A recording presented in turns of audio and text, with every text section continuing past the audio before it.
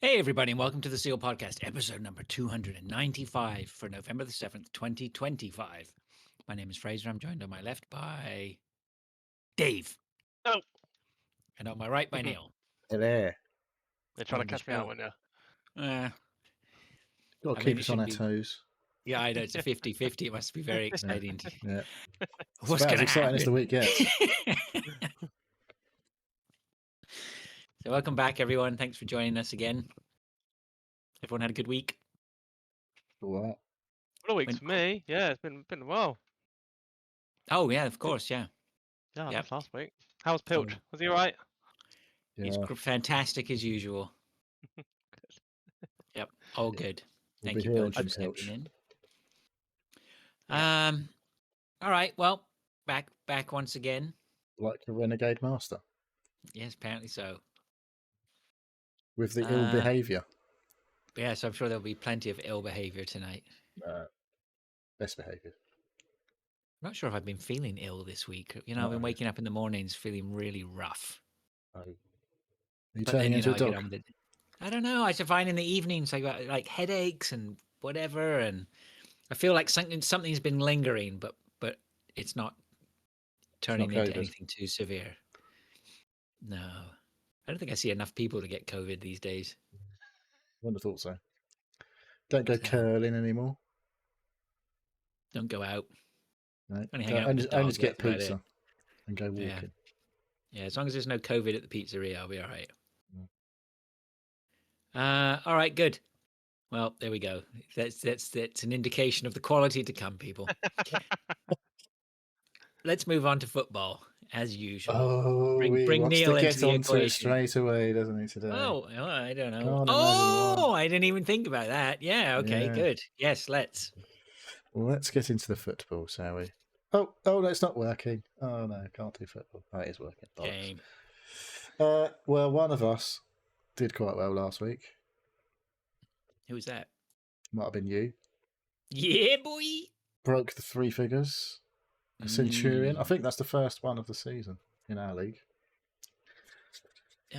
Possibly. I don't remember wouldn't anyone think- else getting over 100 points. I'm sure we'll be told if it, I think Yeah. somebody did. I don't know why it's preying on my mind that maybe somebody I did. think we've had a few in the 90s, but I don't think we've made 100, honestly. I will, correct me if I'm wrong, but I do write a blog every week, so I don't remember there being 100 before. So, anyway, yeah, so you got 105 with your bench boost. Yeah, it worked out all right. What was it? You got quite. I can't remember who was on your bench now, but it worked out all right anyway. Gahey, I think, was on my bench and got me 10. Oh yeah. And Do you have any duds in your 11? Minte got me Yeah. 9. So I think with did I have any duds on my 11? Yeah. Yeah. 2 Newcastle players both got Oh, me a yeah. point each. He subbed both my Newcastle players over half time. Oh yeah. I remember Apparently. that, yeah. Anyway, Who was yours? Gordon Gordon and Walter Marder. Walter Marder, yeah. Walter Marder. I think it's probably Walter Marder. I think I He's hoofed German. them both actually Have you? today. Yeah. How many transfers Brought in you got João left? Pedro. Are you like back down to 0 free transfers? Yeah, I'm back to 0 now. Yeah, I didn't really want to do that, but I've done that as well because it's international So- break soon, like after this weekend. So it's like I have a free hit if I need fingers to use it. crossed, no one gets injured. Yeah. But I had to get rid of Gyökeres. Well, I didn't have to, but I felt like I needed to because he's not going to be playing this weekend, and it looks like he's going to drop in price. So as he hasn't gained any money, and he's not really been doing a great anyway. Did score last week and then got subbed at half time, which is quite annoying. But he's got some sort of injury. So he has got a bit of recovery time for not this weekend, but the next game for Arsenal, which is the North London derby, I believe. Spurs Arsenal or Arsenal Spurs after the international break. That's going to be a bloodbath. Yeah. So I had to get rid of Gyökeres anyway, and I brought in who did you say you brought in? João Pedro. That's a Brought in short term João punt, is Pedro. it? It's a short-term punt, and I captained him as well because they're playing Luke. They're playing Wolves. Fuck off. You do remember how he's been basically shit, and he just scored 1 goal last week for the first time in about 2 months. All these guys, sooner or later, they put in a load. I'm going to risk it for a biscuit. I don't Okay. think Holland. Who are Man It- City playing this? They're playing Liverpool. Liverpool, right? So I think they'll probably Score. they'll suppress Haaland. I would imagine. I don't think he's. Well, we'll see. We'll see. Not sure about that. Anyway, yeah, we will see, because that is what happens in the passage of time, I guess. But yeah, I'm still captaining Haaland. I can't go against. I can still see him scoring against Liverpool. I'm not sure. Anyway, I don't know. You could. I ain't got João Pedro. I wouldn't captain him anyway. It's too dangerous. For me personally, I brought in Igor Thiago agree. for Brentford Yeah, that's on a good bit shout. more of a long-term punt, like maybe. Oh, the sorry, just looking. The deadline's tomorrow, isn't it? Yes, so I've it still is. got a But it's an chance to, early deadline, yes. so it's like morning deadline for us. An earlier morning for you lot, I guess, in the States and North America. Is that right? Is that right? How it works? It'd be really early, like 5 in the morning, early or something. I think the kickoff will be at 7:30, right, tomorrow morning Yeah. for us. So 6 a.m. deadline for you lot over there on the East Coast. Yeah, so I did all right. Got 78 points. Bit of a sort of above average, well above average. Pretty happy with 78 with no chips. I think I was like 4th highest in the league. So I've lost a lot of places overall. I got a red arrow, believe it or not, overall. I was like, really? But Well, overall, that's. I mean, well, the average was like 46 or something. It's like, how am I going down in the league on a 78? because there the we go. people that you're fighting against at the top there, they're all posting 78s and 80s, and apparently so. you know. But still doing all right overall, I would say. What's the overall points what's the average overall points at the moment? Do we know? Well, the average in our head-to-head leagues score is, does it say 531? 531, and then So I guess that's the average. Yeah, so that puts it. Yeah, I mean that's around about 16th, 17th place in our league out of 23. So we're above average, right? Yeah, we are. As a league. including me as well. Where are you, Dave? No, you're 19th. Well, I'm in the league, and so yeah, you're like 50 odd points behind the average, Dave. Yeah. You're bringing us down. Oh, dear. But then The point you're being, only one. of course, when you're fighting up the top there, it's going to be harder, right? So Yeah. I guess. Oh, you'll have to let me know. I haven't been in this position before. Yeah, so it was and he went down, didn't he? Because you usurped him. Lewis was sort of second still. one might even say my large score affected Andy. That's an in-joke running around right now. Don't worry about it. Andy will get it. All right.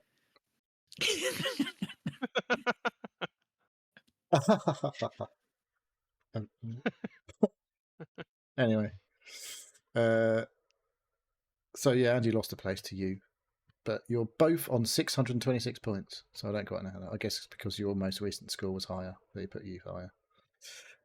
Andy had a birthday this week too. Oh, happy birthday, Andy! These are the important things. I don't give a shit about the football. This is true. Beautiful Spurs is 5th on 600. Everyone else. Do we know who that is again? Sorry.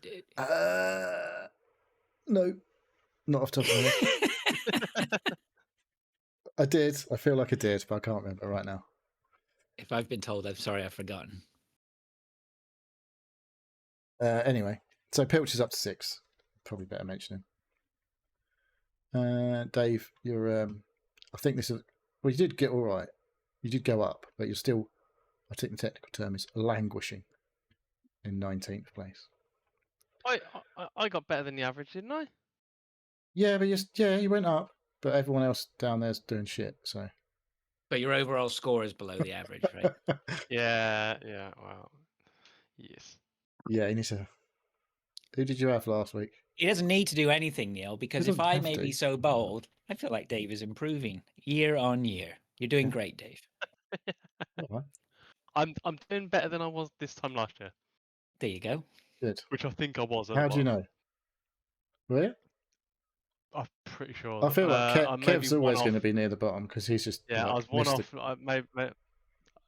I'm sure I was either at the bottom or like fighting with the bottom one or Kev. bottom one. because he always takes massive points hits every week. He's probably cost himself 100 points already this season. But there we go. Bless. And yeah, the couple of North Americans there.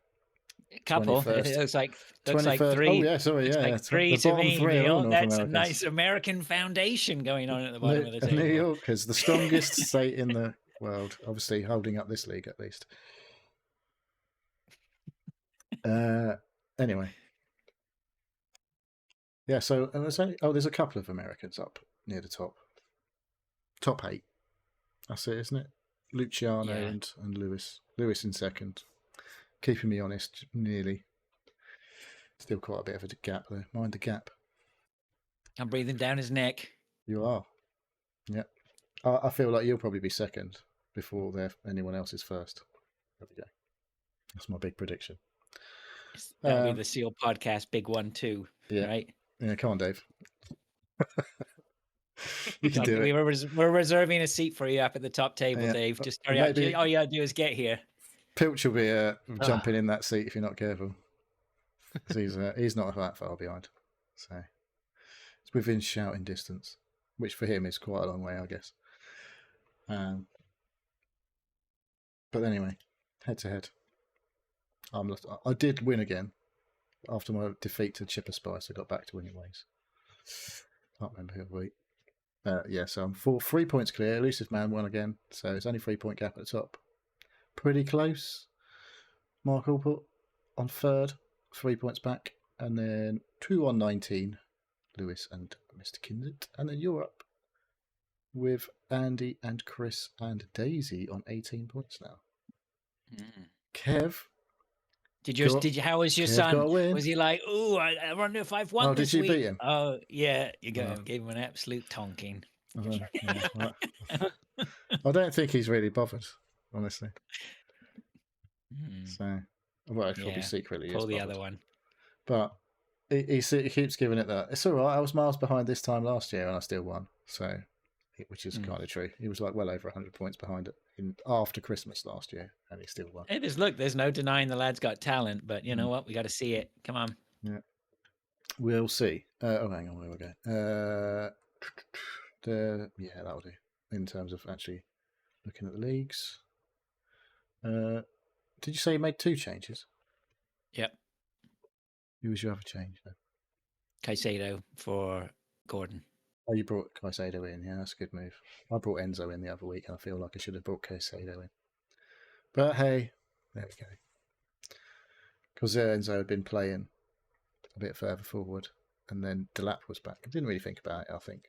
I fucked up, basically. But should have brought Caicedo in. So I fancy Chelsea fixtures. I was thinking about the João Pedro move. I was like, no, I had him for fucking weeks. Chelsea, and he did absolutely nothing. The Chelsea fixtures coming up look great. So for 2 weeks.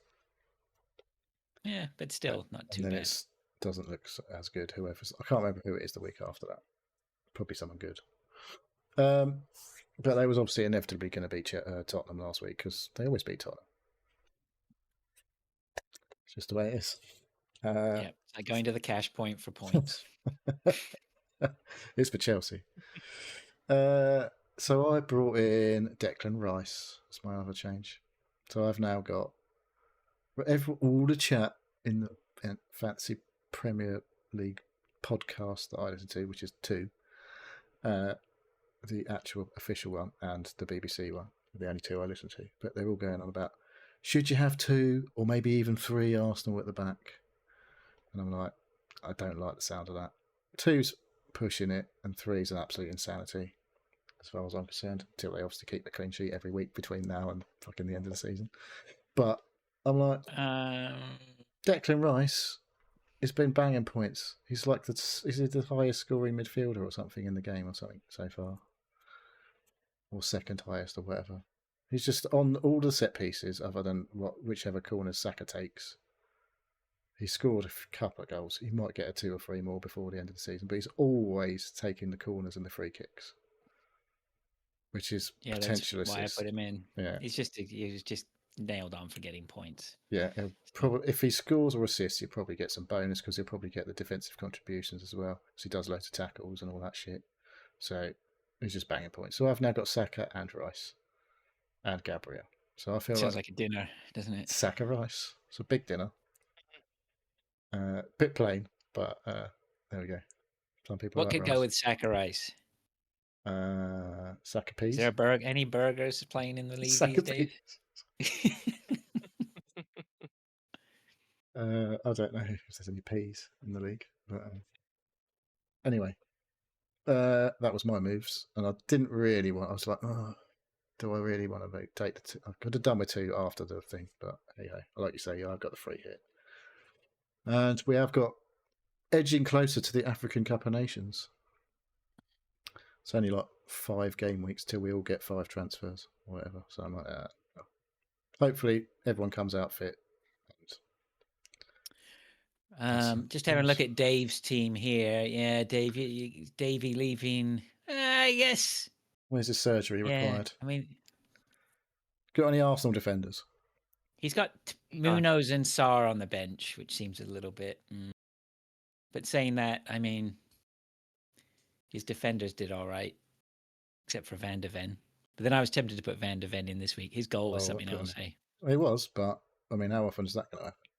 He scored 2 headers the other week. The week I took him out, he scored fucking 23 points. And I was like, well, he scored a sum total of about 7 points in the 4 weeks before that. So don't feel too bad about getting rid of him. But I was quite annoyed to do it that week. If I was Dave, if Dave was open to any suggestions, I probably would hoof Richarlison. I don't think he's a good return. No, I would agree. Or at least put him on the bench. I would put Crystal Palace on the pitch before I put Richarlison. Well, he's not been starting, has he?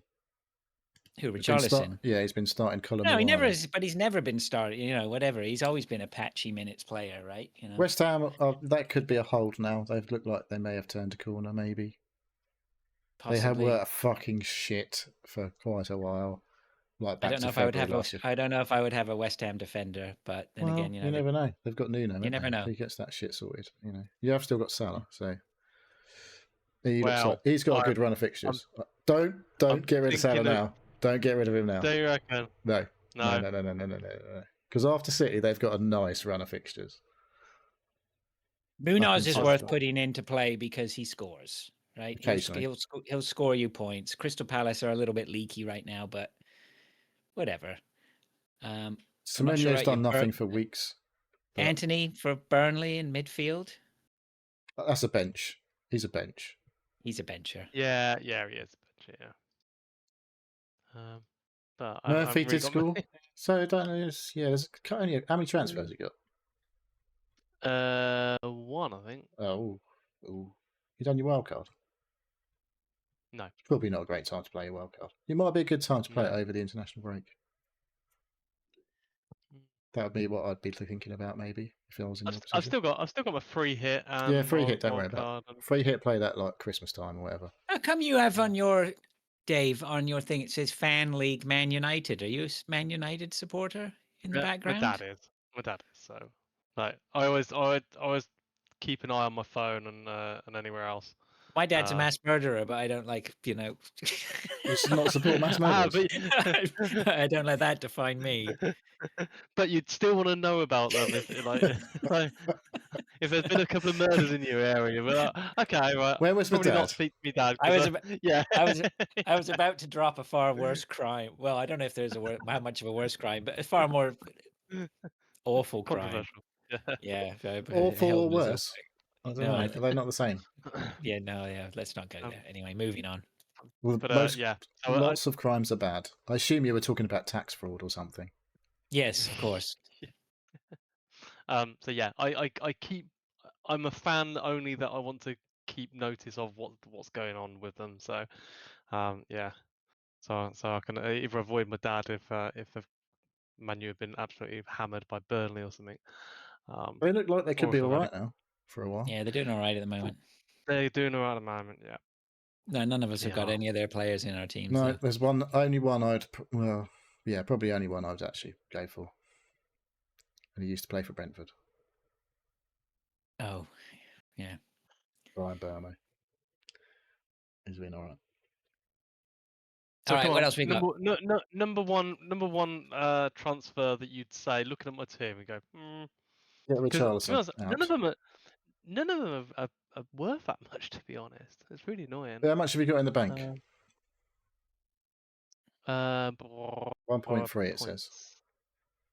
How much is Richarlison? Richarlison. Transfers. Richarlison is 6.5. Okay. So I've got a 7.8 Mateta. from a forward. That's Mateta territory. Yeah. Yeah. But then loads of people have got Mateta in. Has he gone too expensive now? Yeah, he's gone up. The only other one is Thiago. Thiago, that's the one I just brought in. Thiago. Yeah. Brentford, yeah. He's like for expected goals or whatever, he's like he's just behind Haaland basically, or something as forwards or something. So the stats are there for him, and he has scored 4, I think, so far this season. So he's doing all right.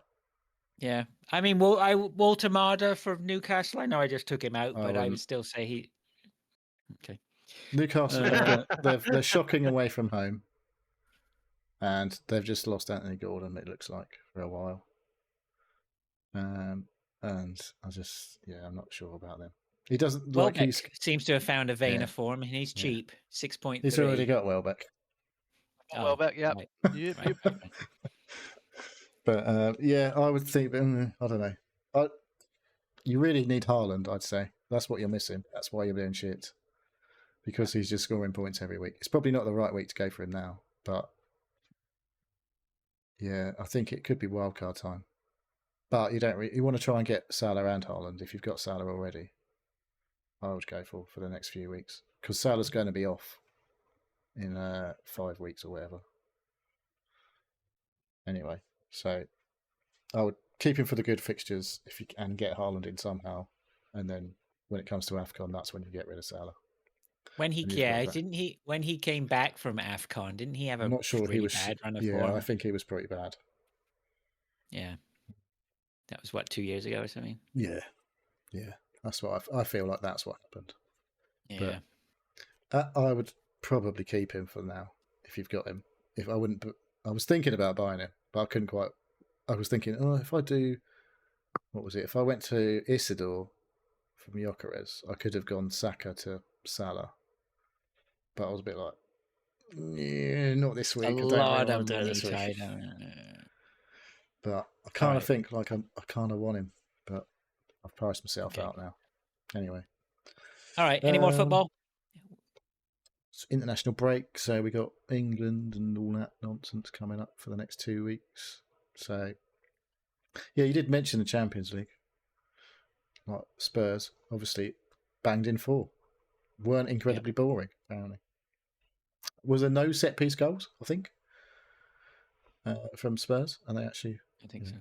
Because he's been getting a bit of criticism, Mr. Frank, for being a bit boring and not very Tottenham. But obviously, I think Ange was he was beyond Tottenham. I don't know what he was, but even they couldn't handle that much attacking football and just getting battered every time. But yeah, Frank's not like that. But they did go and score 4, but with a wonder goal from Mickey van der Ven in week. So, but then all the Premier League teams basically are winning, except for one team. Yes. Who was that, Neil? And what happened to them, Fraser? They drew 2-2. To who? Brett. I can't remember what was it. It wasn't Brentford because they're not in the Champions League. No, not Brentford. No, it started with a B, didn't it? No, it starts with a Q, I think. Oh, fuck knows. I don't know. Yeah, it's got a B in it. It's Karabag. Karabag. From Azerbaijan, that footballing powerhouse. Yeah. I mean, maybe they just fell asleep on the plane and didn't wake up. But it's a long way to Azerbaijan. But one of their goals was a little bit... Was it? rough penalty. Yeah, I mean, this guy just hoofed hit a guy's hand. It wasn't intentional or anything. I mean, Yeah, it's but just penalties are funny. Like they're different in the Premier League than they are in the Champions League. that's exactly what they said. They said give that probably well wouldn't have soft been ones given in in the the Premier Champions League. League. Yeah, they So give some it pretty was like soft it was ones. like a technical, right? You know, it's Yeah. like hit your hand, you're in the box. That's it. Too bad. Yeah. Yeah, sorry. but Sorry. you- Did you slightly have your hand out, like above your shoulder, like even though the rest of your arm is like tucked in? It's like that's handball. Oh right. Yeah, probably. Yeah, I didn't see it, but yeah, I missed all the football in the week. To be fair, don't know what I was doing. Probably sleeping, or maybe I was playing some games. Well, speaking of games, shall we move on? Well, we haven't got to the games bit, have we? No, but we're going to got lots of listener stuff here, or a little bit anyway. What is it, Fraser? Is it a lot or is it a little bit? I mean, come on. So that's a lot It's a medium compared to amount. nothing. It's a medium amount. Redman, friend in New York, says, What are your opinions on the British Columbia ostrich farm call? I don't really know much about it. So to be honest. in a nutshell, for anybody who doesn't know, and I don't know anything deep about this, I've just sort of skimmed the news. There's a bout of avian flu going around. It hit an ostrich farm, took out a few ostriches, and then the order came from the government that they had to cull the How rest many? of the birds. I think it was 300. That's quite a lot of carcass to deal with, isn't it? It's a lot of bird. Yeah. Bigger than turkeys, And aren't they're they? big as well. Yeah, they are big. Yeah, I don't know. Pilch responded and said avian flu can spread extremely fast. The fact these birds were not destroyed put hundreds of farmers' livelihoods at risk, and potentially thousands of healthy flocks could also have been lost. Yeah. Which So I'm we've been told in Northampton that there's avian flu in the wild, On and the geese or basically something. swans and geese at the moment. Yeah, those Canadian geese probably brought it over. probably. Yeah. But because of the dogs, the dog can get infected with it as well. So if they start like nosing around a dead bird or anything, we've got to be really careful to keep an eye on them, Right. especially at the moment. So yeah, it's bad. It's like It's not one for really... like doesn't really pose a risk to humans generally, does it? It can, I think, the jump, but it's quite rare. I think you have to be properly like eating the fucking flesh of the avian flu infected bird to like get it or something. But I think it's the jump to anything that they've got to be worried about. Yeah, because yeah, it's one thing we've learned from viruses: they like to move about. They do. Yeah, I mean, I don't really, what kind of opinion do I have? I don't know. I have trust in my government health and safety standards and whatnot, and let them get on with it, right? I'm sure there are people who are far more qualified than somebody on the internet going, "Oh, the poor birds." I'm sorry. I'm sure, yeah, it's a shame. I don't know. I guess somebody's had to make a decision, and I'm sure they can back it up with information, exactly. right? So we've definitely had culls of animals. TB, hasn't it? Badgers there was or something, wasn't it? A few years ago, wasn't it? Yeah, well, we've been to mad cow back in the 90s, and it's never affected anyone I know. There's something else recently. I still remember seeing and smelling cows burning because they were basically... that can't be a good smell. What was that? It was weird. It was like it's like you like steak, don't you? But it doesn't smell.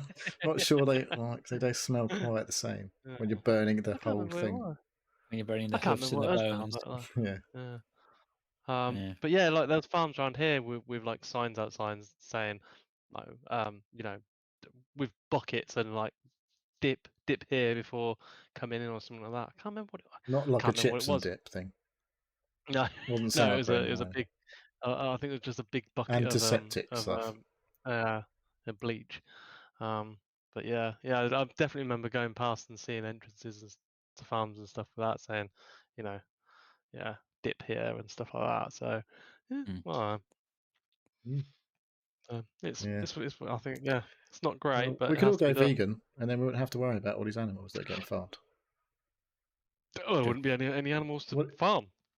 There's no point in them, is there? For a vegan? He's already put the answer in. Who? Pilch just put the answer in the chat, and I've looked at it now. Don't look at the Discord chat Why? because he just put the answer in. Pilch has done a questionnaire It's a and now question. he's put the Oh, answers.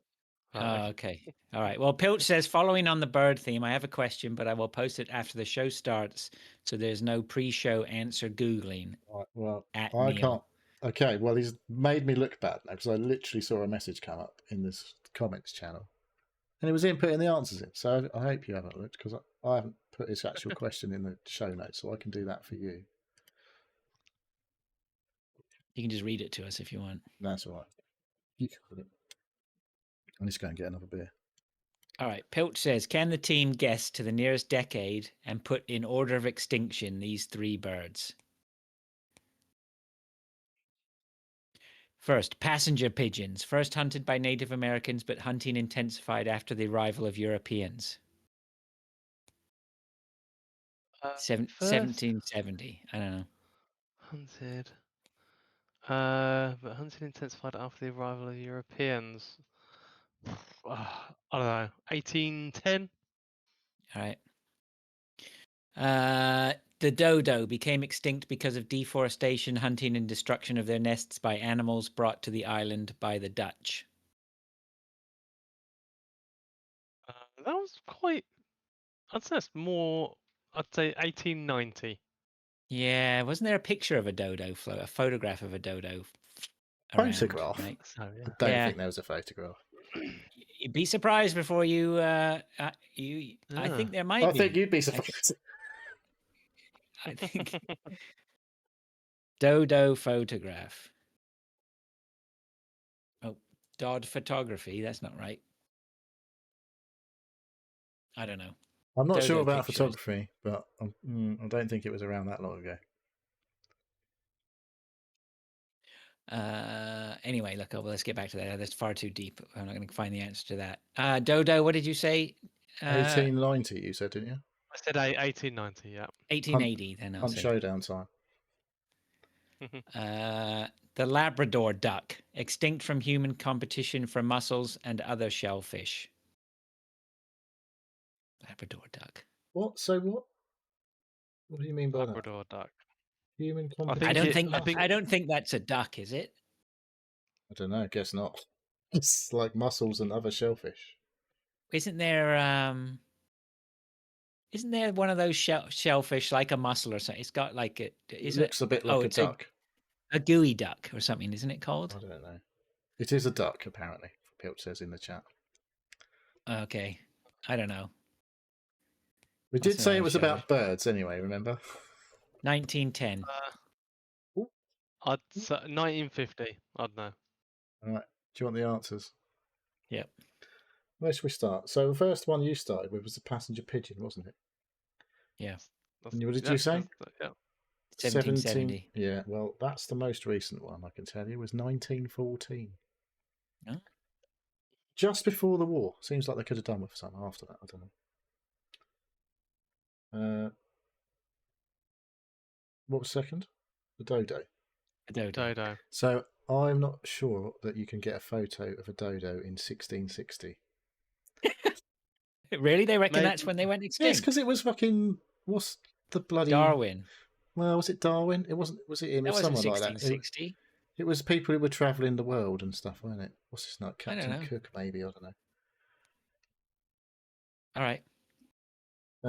Why is it so prevalent in our language and as dead as a I dodo? don't know. I don't know. Maybe Shakespeare That's wrote so about them. They're in that scientist pirate movie. I know that. The scientist pirate movie. Yeah. What's that? I can't remember what it's called. The Labrador duck. You were quite close, relatively close, compared to the other two. Was 1870. Oh. And that Pilch says, and that's what I call a quiz. All right. Thanks very much, Thanks, Pilch. They That's failed the old miserably. Labrador duck. Okay. I knew all the answers because you posted them as I looked at the Discord. Put a spoiler on them next time. All right. Thanks, Pilch, for that. Thanks Thank you. Neil for curating such wonderful questions. That's all right. Just wondering says with GTA 6 now officially delayed until sorry, put my teeth back in. With GTA 6 now officially delayed until late 2026, is it inevitable to be pushed back once again to 2027? Perhaps as a PS6 launch title? Question mark. And is GTA 6 a game you're looking forward to playing? Where do you want to start with that? Do you think? I I can see another delay, honestly. I would not be at all surprised if there was another one. But I feel like they've been developing it. Maybe they've developing it with PS6. I've just seen the Bill's called us all wankers in the chat. I was like, what the fuck?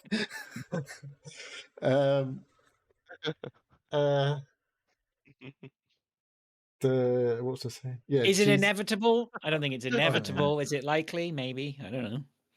Well, Am I looking forward to it? No. Nah, I didn't give a shit. It's going to be about 300 quid by the time it comes out. And to be honest, it's not going to come out for PC until like another year after the console release. And maybe they'll bin all the old generation ones off, and it'll just be a PS6 / everything else, whatever is an Xbox by then. everything's an Xbox now. Well, not quite. Nothing will be an Xbox then. Yeah, we'll see. I mean, it's big news, but unfortunately, it's not big news for us. No, well, I've not really owned GTA 5 on 3 platforms, and I've still never finished that fucking game. I've at least done not that. be arsed with it. Do you think it's the online that they're trying to get ready? No. I think the Battle Pass. GTA Online may just carry on as is for the time. Because how are they going to move all them people? All them people ain't going to just stop playing, are they? Oh, well, switch it off, wouldn't they? That can you imagine that? Can you? That is not going to go down well if they do that.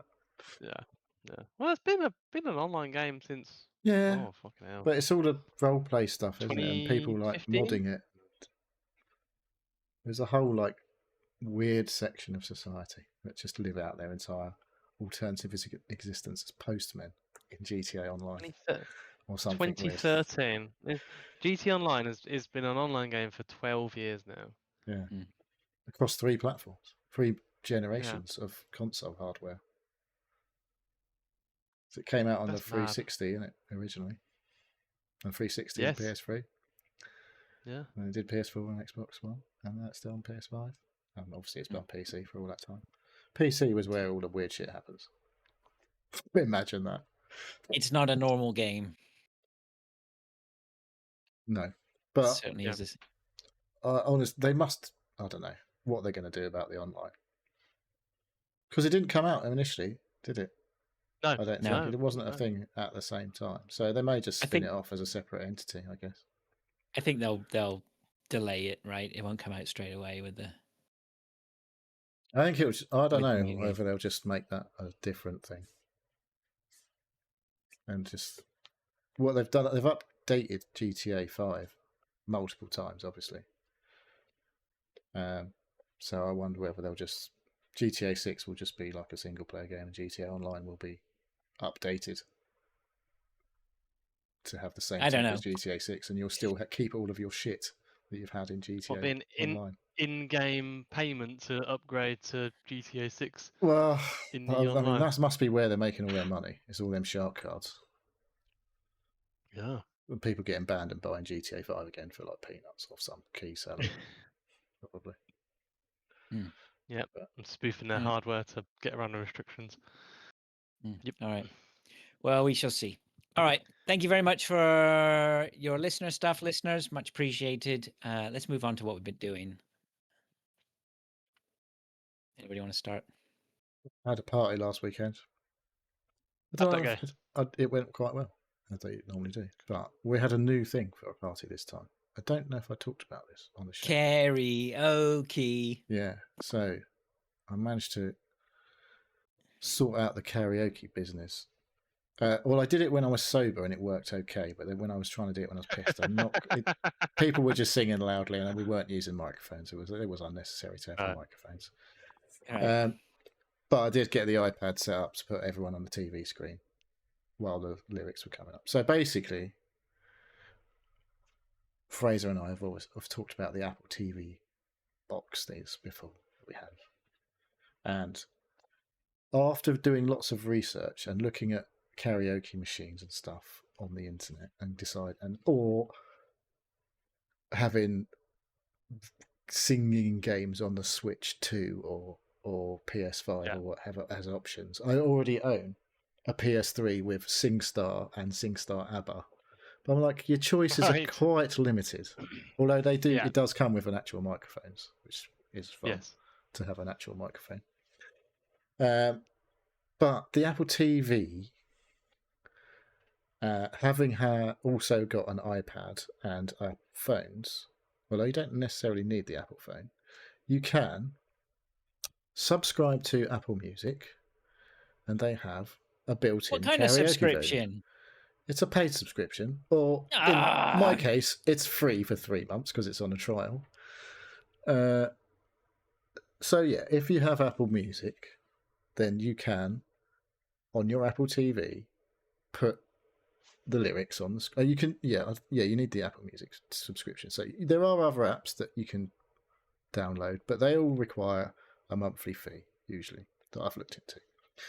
But this worked quite well, and so it's loads of the songs on Apple Music have the lyrics attached to them, so they'll just come up on the screen and it'll be timed. I synced to my phone.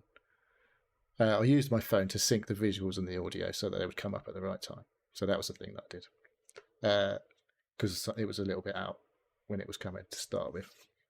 So it took a little bit of setting up, but then also what you can do if you have a phone or an iPad, was I just put the iPad in front of the TV. That's what I did. Connect your iPad to the Apple TV via Magic Wi-Fi, and it uses the iPad camera to broadcast whatever's happening in front of it onto the TV while the lyrics are going.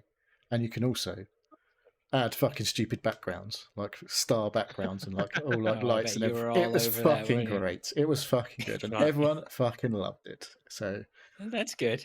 Everyone was obviously quite trolleyed by the time the karaoke comes out, because otherwise probably wouldn't have been as fun. But yeah, it's a little bit iffy on the visuals because it wasn't really particularly well lit in the room. So everyone had like a purple hue to them, which was basically the colour of the lights because it was Halloween. It was like purple and orange everywhere. Yeah. So everyone looked a little bit purple on a TV screen. But there was also just like this sort of fake background of purple lights going. It was really fucking cool. I was like, considering this cost me nothing effectively to extra than I'd already invested.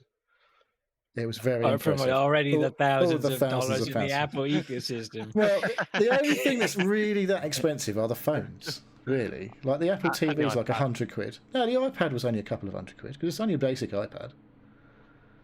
What is it, like £300? That's not insane money for a tablet that's actually fucking good. It's just the phones that cost loads of money, really. I mean, you can spend a shitload of money on an iPad if you want to, but you don't have to. But it may have had a better camera on it if I'd have bought the iPad Air or whatever for like £800. But I didn't. Bought the standard iPad. And it's not like its only use was that. But the phones, you can use the cameras on the phones as well, instead of the iPad. So you could just literally look into your phone. And the idea was you could connect the mic.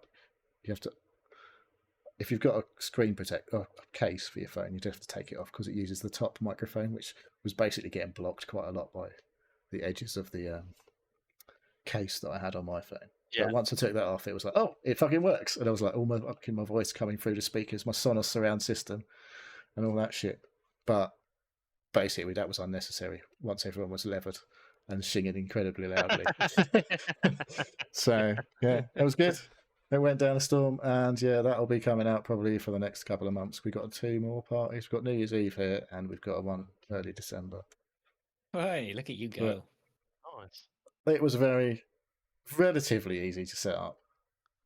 But when you're a bit pissed, it was a bit like, oh, fucking, I can't be asked. Basically, it's just put a QR code up on the screen, and you could just should be able to just scan your QR code on the screen, and it should have connected. If you had an iPhone on 26 iOS 26 or newer, it should have worked quite easily. But it did work with Android phones, but it sent you to that Apple Music website, and then you'd have to allow all the permissions and all that shit. But yeah, so pretty good, pretty impressed with how it all worked. Nice. And I think some of the music is actually in like 3D surround sound. Some of the music sounds like it's coming in different speakers, like not just stereo. I'm like, this sounds different. Look, this got like some sort of spatial sound going on.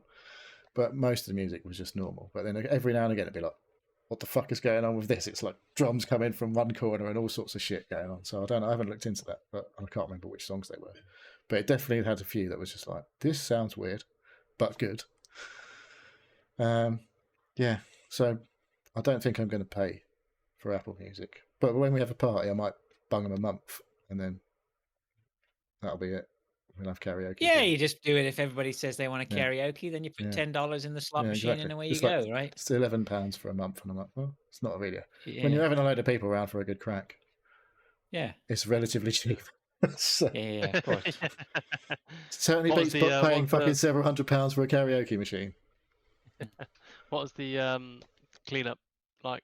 Oh, that went on for days. I've still got some pumpkin balloons. I was like, we got rid of most of the shit by midweek because also there was just Halloween stuff everywhere. But yeah, I looked in there today. I was like, oh, there's those two balloons that are still there, like with the helium balloons, like two pumpkin balloons, one in the corner and one in my TV. I was like, I don't know how I haven't really noticed that before, but there it is.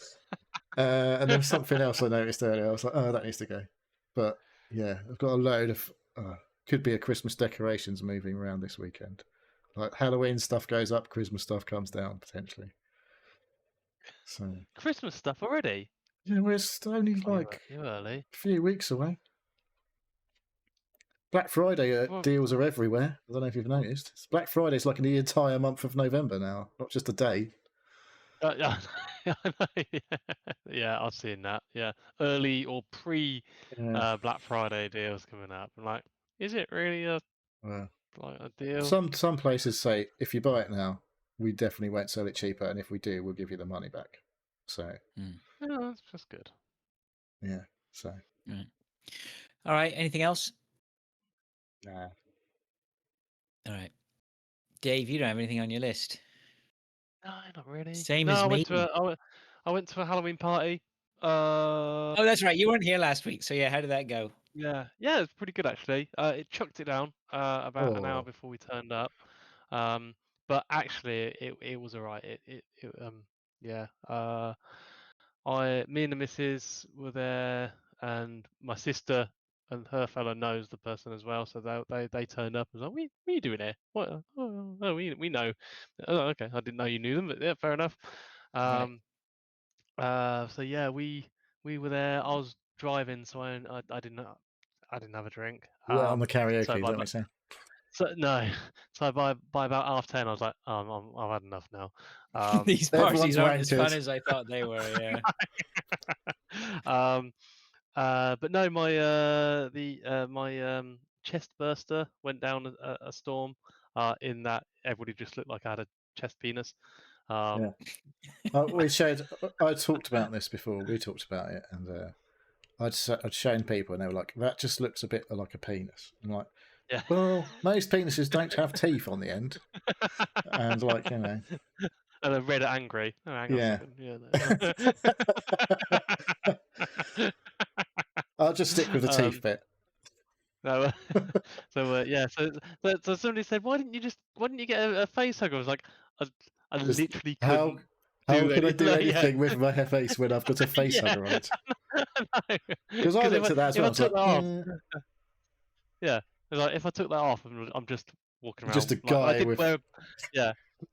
Just dressed like. But no, I did have a boiler suit on. Next year, I actually want to get some of the patches for the Nostromo. Yeah, they're having a proper like.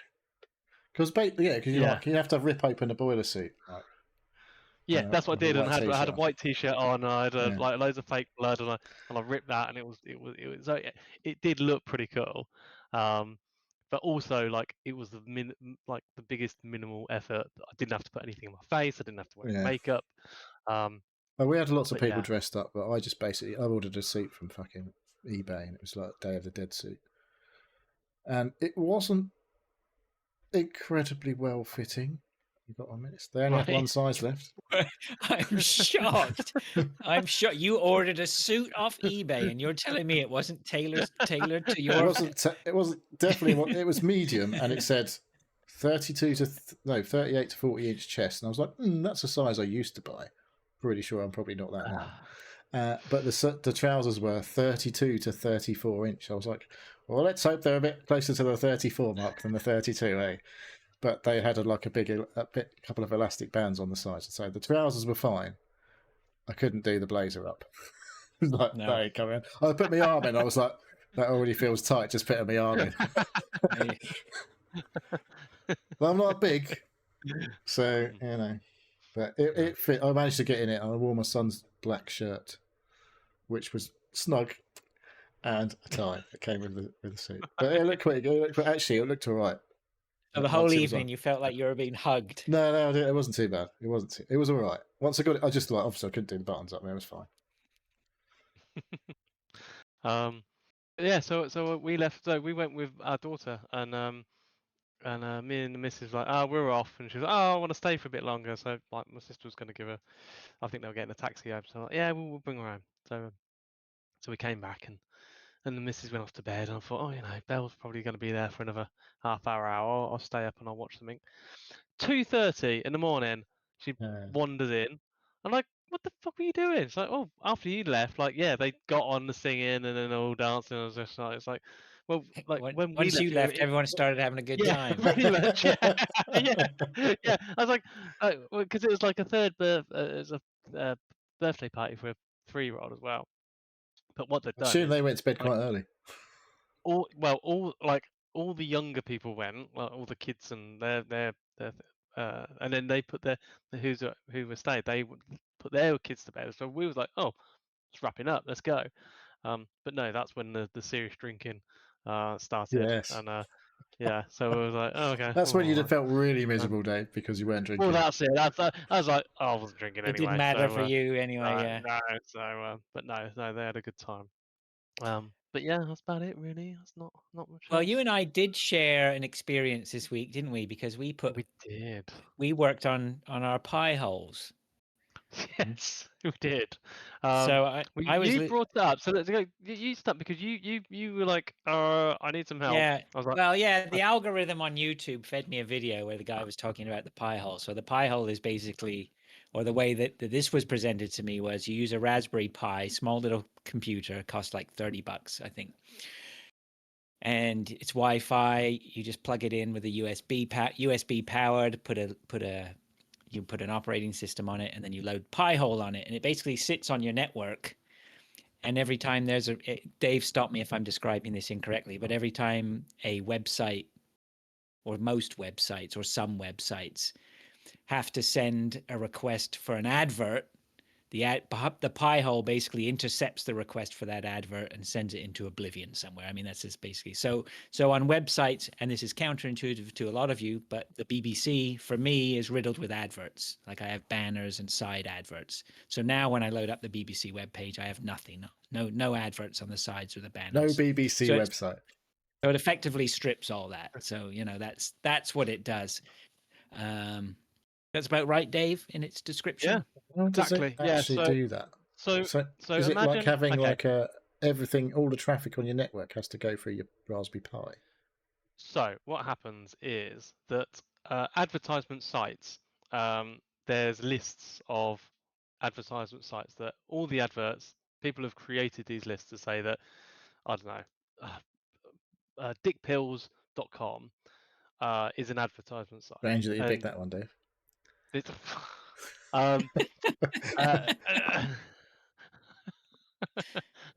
And it's a known site for advertisements, and on your Raspberry Pi, you subscribe to lists that either comes with the Raspberry Pi, or there are other ones as well.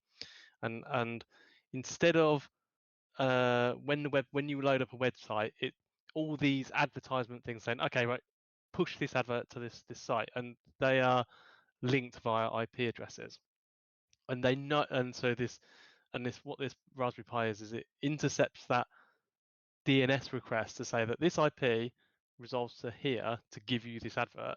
It says, oh, okay, well, we know this is an advertisement, so instead of actually resolving to the website to generate the advert to give to you, it just puts it in a request hole into nowhere, so nothing gets loaded up on the website. So yeah, that's basically it, is that it knows what the websites are. If it was just like a picture on the website for an advert, you can't stop that.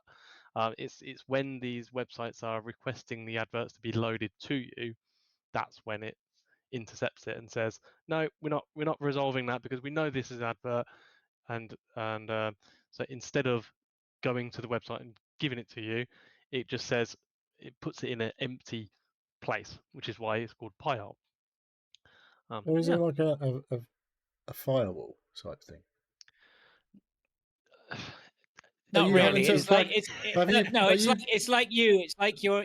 Think of it like this. It's like you exist in your house and you like to have parties, right? But in order to fund your in order for the parties to be funded with fun, you need alcohol. Now your son thinks you're an alcoholic. Okay, he's the pie hole, right? He And you drinks all say the to him, alcohol. we're having a party tonight. I need 10 cans of beer. He's the pie hole. He intercepts that and goes, okay, but he never comes back with the beer. Yeah, yeah, it just fucks off Yeah, with the but I money. don't understand how is it. So is it plugged into your router? It sits on my network. So Fraser, yes, this is why you needed my help, because Fraser had the Raspberry Pi and you loaded Pi OS, and then you loaded Pi-hole. And I basically set the Pi up with my Wi-Fi passwords and everything that it needed, so my network could see the Pi. Yeah. So you had it as a device on your network, and then at that point you was like, I don't know, because there was a lot of options and things. So yeah, and then I started to have to go into the router stuff, and it was starting to get a little bit sketchy on the changes. And I was like, I think I'm gonna phone a friend on this one. Yeah. So in your router and in most routers, along with admin access, you can specify what application or what system resolves these DNS requests. Okay, And right. So it's a DNS server. they're either done via like the ISP, or you can point it towards to Cloudflare Google or whatever, Google or something like that. But you've got to configure it to manually request from the IP address of that. I used to have a like a DNS thing, so that like my kids' devices used to use different DNS, so it would block loads of dodgy shit and all that sort of stuff. Right. That's basically the same. So instead of the dodgy shit, it's adverts. Yeah. But yeah, so Fraser just needed help with configuring it on his. So your router just goes basically now. All the DNS requests are handled by the Pi-hole. Yeah. And then go to the internet. Yeah. So the reason I set it up, because Fraser asked, and I was like, oh, I know I can do that on my network attached storage. So I set it up actually for a Docker, container, shall I say, inside that, and then so I've done it slightly differently. But it's because Fraser was talking about it, and I think I've messed about with it before, but I didn't get. I'd heard you mention it before, but I was surprised when you said you didn't have one set up. Yeah. Now, how's your week been with it? Because my mileage is varying on it. Oh, okay. And I'll tell you why. One, because it doesn't quite do what I hoped it would do, and I would really have liked it to have zapped YouTube adverts and Twitch adverts and things like that. But those ones push their adverts from their own site. They feed. So when YouTube is feeding you its video, it's also feeding you the advert. It's not resolved. There is a way to do that, you know. It's called money. Yes. Well, okay. Well, we always know that you like that option. Yes. Yeah. Unfortunately, I noticed that as well. It doesn't. And I've looked into those as they've set it. They've done it in that way that the adverts are pushed via YouTube into from their own services, so you can't really block that. There are things that do block it, but it's on a per device basis rather than a network. And I look Don't into you it. want people to make any money? Look, just let us talk. So yeah, that's a little bit frustrating because that's what I would have liked. Okay, but then again, it's still doing something that's half good. But here's the other thing. So my wife is on her phone or on her iPad, and she's retrieving her email on her iPad, and she subscribes to all these things, and they are all showing nothing in the feed, right? And so now she's come back to me and she said, this is no good for me because I live on social media, right? Her business is based around, so there's a lot of interaction with social media. And so I've effectively stripped all that out. And so she said to me this morning, she said, I still can't see the adverts on this.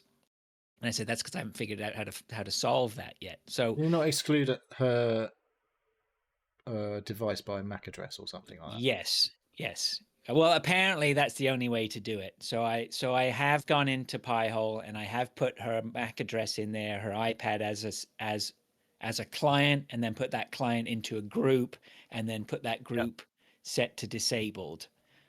Yeah. But it hasn't worked. So I mean, I may have to phone a friend again. And I'll see. And if I can resolve that, would put her in a group and get the iPad, that takes care of that, and I should be good to go. But for some reason, I can't get that to work. So I may have to call in on Davy Boy again and see if we can figure that one out. But also from what I read is some people said it's not quite as simple as we think it is. So I'm not too sure. I gotta dig around on that. But and you're still getting adverts on YouTube. Well, yeah. I mean that. How do you think we get any money off of Twitch? Well, I guess maybe I do. Yeah, I don't know. So what are you doing to us? People subscribe. There's other ways to monetize. You can, like on the YouTube, you can you subscribe to creators on we there? can't subscribe to us, but you can pay money, I guess, to individual subscribers. All the subscribers, they have members only videos, and you can donate. There's donate buttons now on people's feeds and stuff like that. So we've got a tip jar on the Twitch page. Ever got a tip jar on our YouTube page? Nope. Probably well, the tip jar goes directly to your Hotmail still, I think. So don't tip. I hope not. I don't want any of that. Neil's rolling around in all that seal money now. I thought we'd get spend it on Apple Pay. I'm not paying it on that. I'm paying the fucking website fees with it. That's what I paid. Good. Everything I take the web fees out, and everything else I leave in there. Right. We can have a massive piss up at Christmas with 15 quid. Brilliant. But yeah, no, it was. I love these little side projects, and these are really fun to mess about with. So as soon as you started talking about it, I was like, yeah, okay, I'll get on this, and I it's one of the things I really like doing. So yeah, and that's why again, it's like it's okay. It maybe not be the result I wanted, but it's a fun little adventure just to see and learn a few things and whatnot. So there you go. And you've got a Raspberry Pi out of it as well. So how much was the Pi? How much was your? I think it was $35 delivered. Okay. It's nothing really, is it? No, and then I found an old SD card and threw that in there, and I haven't put a case on it. I haven't put anything else. It's just dangling next to my desk right now. But I'll probably tidy that. Yeah, but I'll probably tidy that up and put it into a case. I can put it into anything I want. I can find this weekend and just. Imagine if you had a 3D printer. You could make your own. Yeah, I was thinking about a 3D printer this weekend because right on. And this is what you need. It's when you have an actual use. See, the reason I don't have a 3D printer is because in the 10 years that people have been talking about 3D printers, I've never needed one, right? There's never a point, maybe once in a blue moon, but now I was like, I could do with a 3D printer because on the counter, my daughter has, near the kitchen sink, has a electric cappuccino stirrer, right? And it's this long, thin thing with a spinning cappuccino bullshitty thing on the end of it, right? For frothing your cappuccino or whatever like that. But the whole thing, it's like it's got, it's like, I don't know, it's like about 8 inches long or what. I was told it was a cappuccino stirrer. It's 8 inches long, right? It's about about an inch in diameter. Actually, only about 4 inches long. But the point is, it just keeps falling over. It just falls over. Or you just got to look at it, and the thing falls over. And I was like, that needs a stand. And I was like, how could I make a stand? And I'm sure if you were adept, you could 3D print. You could design and 3D print a stand in 10 minutes for this thing. Straightforward, cylinder base, job done. Well, print. you are a man who needs a 3D print, Fraser. No, You'd be on because it all the time. Oh, Well, I tell you, we'd be like DJing one day, be like, you know what, I could do something just there. Oh, I know what I'm going to do. I'm going to 3D print that. You'd be making up shit all the time. Yeah, well, if my son can stay away, I've got the space to put this stuff in there now because I've clawed back a nice bit of space in the house. So I don't know. We'll see. Oh, I was Surprised eyeing you up haven't some got new one. decks. I've been eyeing up new decks. Buy yourself a Putting 3D it up printer at it. instead. This one's a real Brilliant. battle. This one I could crack tonight and go buy What them are they? tomorrow. Vinyl decks or? No, the pair of Denon SC 9000. You've got a fucking No, stuff. You don't need new ones. I know, but they're nice and they're cheap too. And And we'll see.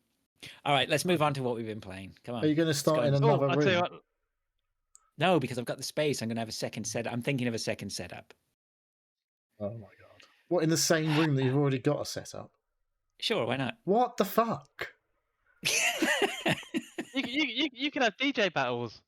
With myself. Yeah. With Well, my son. So my son, Yeah. so my Stan's been going. He's going full tilt into it. So he just posted a second mix online. So whatever, and he's awesome. he got a new set of. We bought him a new set of headphones for his setup. So it's pretty good. So yeah, we could have a. I could hook it up. I could just put them all together. You could Right? stream it and then hope that someone watches the adverts while you stream. Stan and I could do a back-to-back set. Yeah, I think you should. All right, we'll see. All right, let's move on then to what we've been playing. Dave, you're loaded.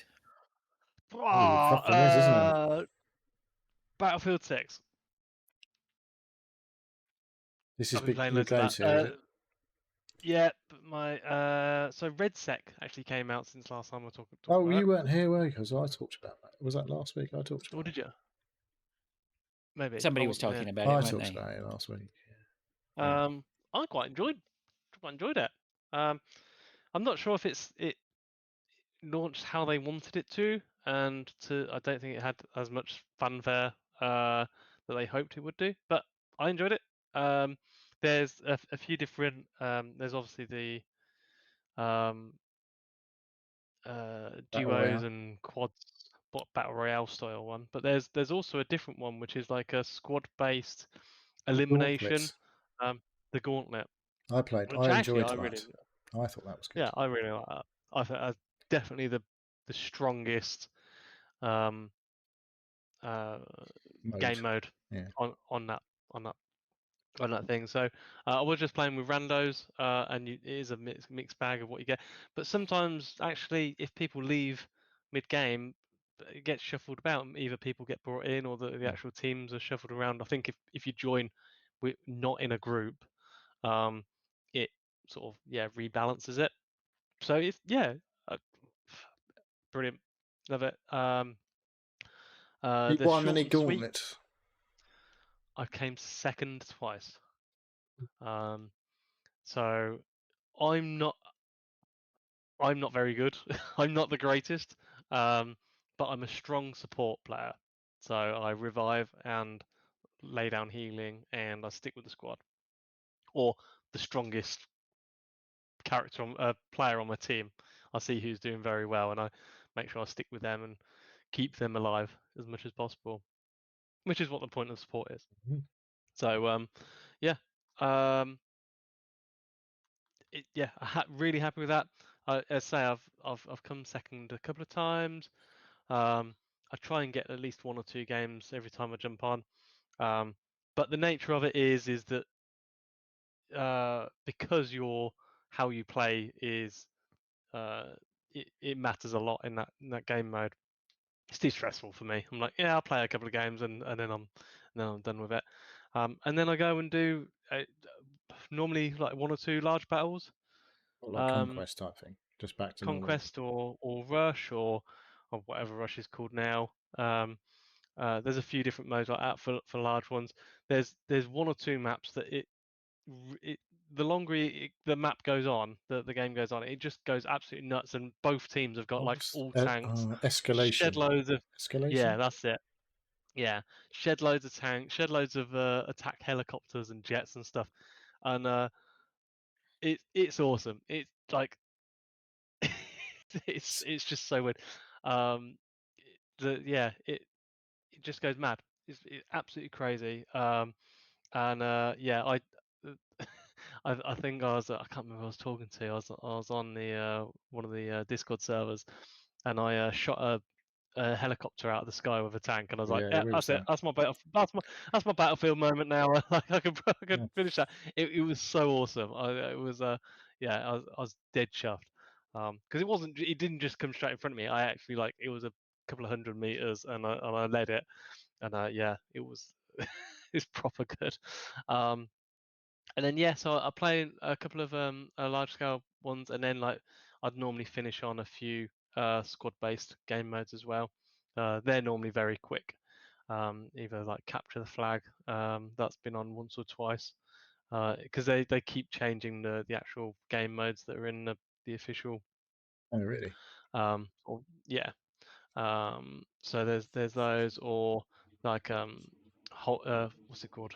Not like a small scale conquest, a very close one. They're quick and easy, and I normally do that to finish off any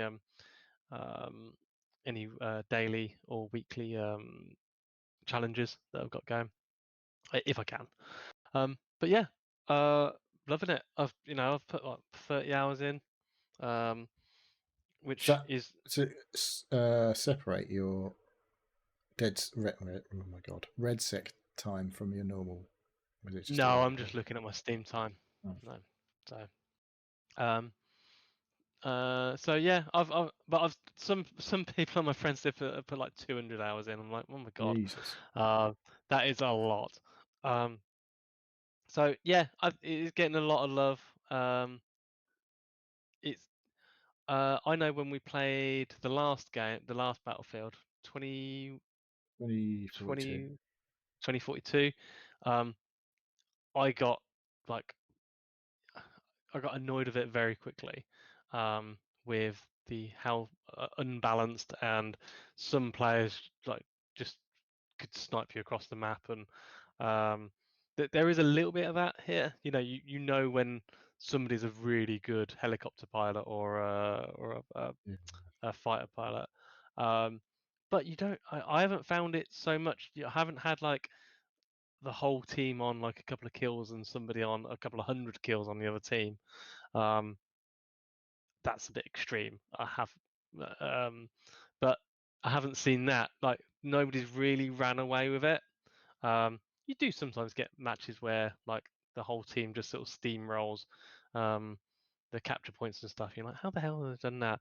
But yeah, I think this is probably the strongest Battlefield since 3 or 4. 3 I especially. Well, 4 was a fuck up when it came out, but it got really good. Yeah. But yeah, this is the real deal with Battlefield. It's going strong as well. I don't think they've done many updates, but I've seen the timeline, and they've got some new maps out. They've got some more vehicles out. They've got some Navy stuff coming out as well. So it's still going to be updated, and yeah, the community are going to be looked after. So hopefully they don't try and push the battle royale bit, and they go more down the gauntlet, or try and make some really interesting modes for the three things. Red Sec, I think it's called. Because I think that's the winner, because it's kind of like a Battlefield sort of map, but it's squad based and stuff. So yeah, it's just using the red sec map and portions of it to play these smaller scale mission based sections. Exactly. I don't think they can open it up too much, because they'll piss off the people that actually paid for the game. But It's I feel like it's it's just a big top- advert for the main game, the main multiplayer. Right. It's like, here's a taste of what you could be playing all week long in just Right, yeah. like Battlefield. Like you say, the Battlefield moments. They're in Yeah. they're in there, but I don't know. I can't see the Battle Royale taking over Warzone or anything like that. No, but yeah, It's weird. It's Like, quite good. I've watched Shroud play it, and he was just non-stop killing people. Whereas I played one game and didn't see a fucking single soul until about the last 5 seconds. So, I guess you can go looking for trouble. Or you can avoid all the trouble and still finish second. Which is what I did. Really? Okay, that's not good. But yeah, that's like PUBG though, wasn't it? In the early days. So Yeah, you I can think weasel your way in, or you can kill your way in to win. yeah. There are ways of playing. I've seen some Twitch people play it, and they're like, what's it called, sliding and jump.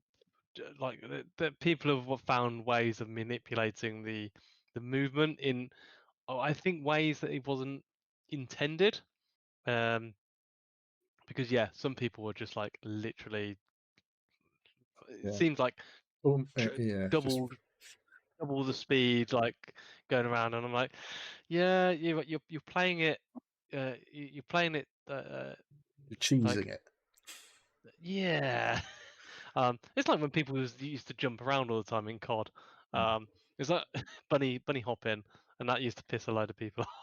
So it's like, yeah, I don't know. But they in the made game, you can do it. that. Yeah. So, unfortunately, I'm just getting a bit old, and my fingers don't skip across the keyboard for jump, crouching, sliding maneuvers. That these people are just doing all the time to get around. So yeah, there's a little bit. But again, on the games I've played, I don't know if it's skill matching, but like I don't come up against those kind of players that much in the games I've been playing. So yeah, I haven't seen it in the real world so much. Right on. All right. Yeah, happy. Good. Check it out. All right. If you got the money to, because it's quite expensive. Or you just play the free game. Or you just play the free game. If you play the free game, if you like it, Then buy it when it's on sale in a couple of weeks. Yep. 20% off guaranteed in about 3 weeks, if not more, if not sooner. Whatever the Black Friday deals are. All right. What else we got? What have we got? Come on, I got to keep you guys on track now. There's shit Have tons you of got? games Have there. you got any games? Oh, you've got one game. Is that just your one game? Yep. All right. Let's talk about Clair Obscur quickly, because I've made progress, but I ain't finished. All right. I still love it, and it's a long game. It's a long game. There's a big bad in the game, and I've had the fight with the big bad, but there were no credits at the end of that fight. So there's more stuff to do. If that may be a spoiler, apologies, but I haven't said what's going on. So is it like Sin from Final Fantasy? I don't know. I haven't played that. I haven't played any Final Fantasies other than 15, and I played that. You'd really like. I don't know if I Final would. Fantasy 8, 9, 10. No, maybe. Those games. I might play 7 Remake after playing this, but it's probably not going to be as good as this. So I think 7 was good. It was groundbreaking. But yeah, but that's not the remake. I'm not going back and playing the old ones, Dave. Don't play old games. So anyway, I've still got shit to do in Clair Obscur. I thought I was going to end it, but I didn't end it. So, okay, so I'm in Act 3. All right. And things have happened. Okay. Story stuff has happened. And of course. Have you don't feel forced that you have to fill 5 minutes of I'm not going to time. It's a good story is the main. You got 4 characters now. I may have 4. Right. I may have 5. Do you have? Ooh. I may have 6. I'm not telling you. Are you trying to Yeah. tell us the least about it while talking about Well, I it? can't. I don't know. There's lots of spoilers. Of all the episodes where I literally tell you we're running out of time, I can see us running out of time. You got nothing to say about Well, it. stop except you've played interrupting another then. Well, fucking get on with it. I was Jesus. getting on with it, and someone asked a question, so I answered their question. Dave, don't And then derail it. you It's not started fair. yapping. You start rearing up. Well, this is Anyway. entertainment now for the Is listeners. it? Is it? Yeah. Yeah. Anyway, so I'm still playing Clair Obscur. Is the long be all and end all. I've got more to do. I'm in Act 3, and I don't know how much there is to do in Act 3. But I kind of want to finish it now. So You've had enough then, have you? I don't know about had enough. I wouldn't say it that because that sounds negative. I'm like, I thought it was going to end and it didn't, and now I want to let it end. But That's pretty much sounds saying bad, you want it to finish. That's exactly the same as saying you want it to finish. that sounds bad that way if you say that. So I'm still enjoying it. So still enjoy all the combat, and I still want to know what's really going on. So there we go. Enough of that. Next. Who's next? Doesn't matter. I'll go next. Football Manager 26. Okay, I was surprised to I'm see you intrigued. playing this the other day. Well, it was on Game Pass. It's on Game Pass. And I'd seen a few things spoken about it, so I'll play. Well, I'll largely play negative, I imagine. It wasn't great news about it, so I was like, oh, it can't be that bad, can it? They should have bunged it for another year, to be honest. Not a whole year. Bad? It's not great.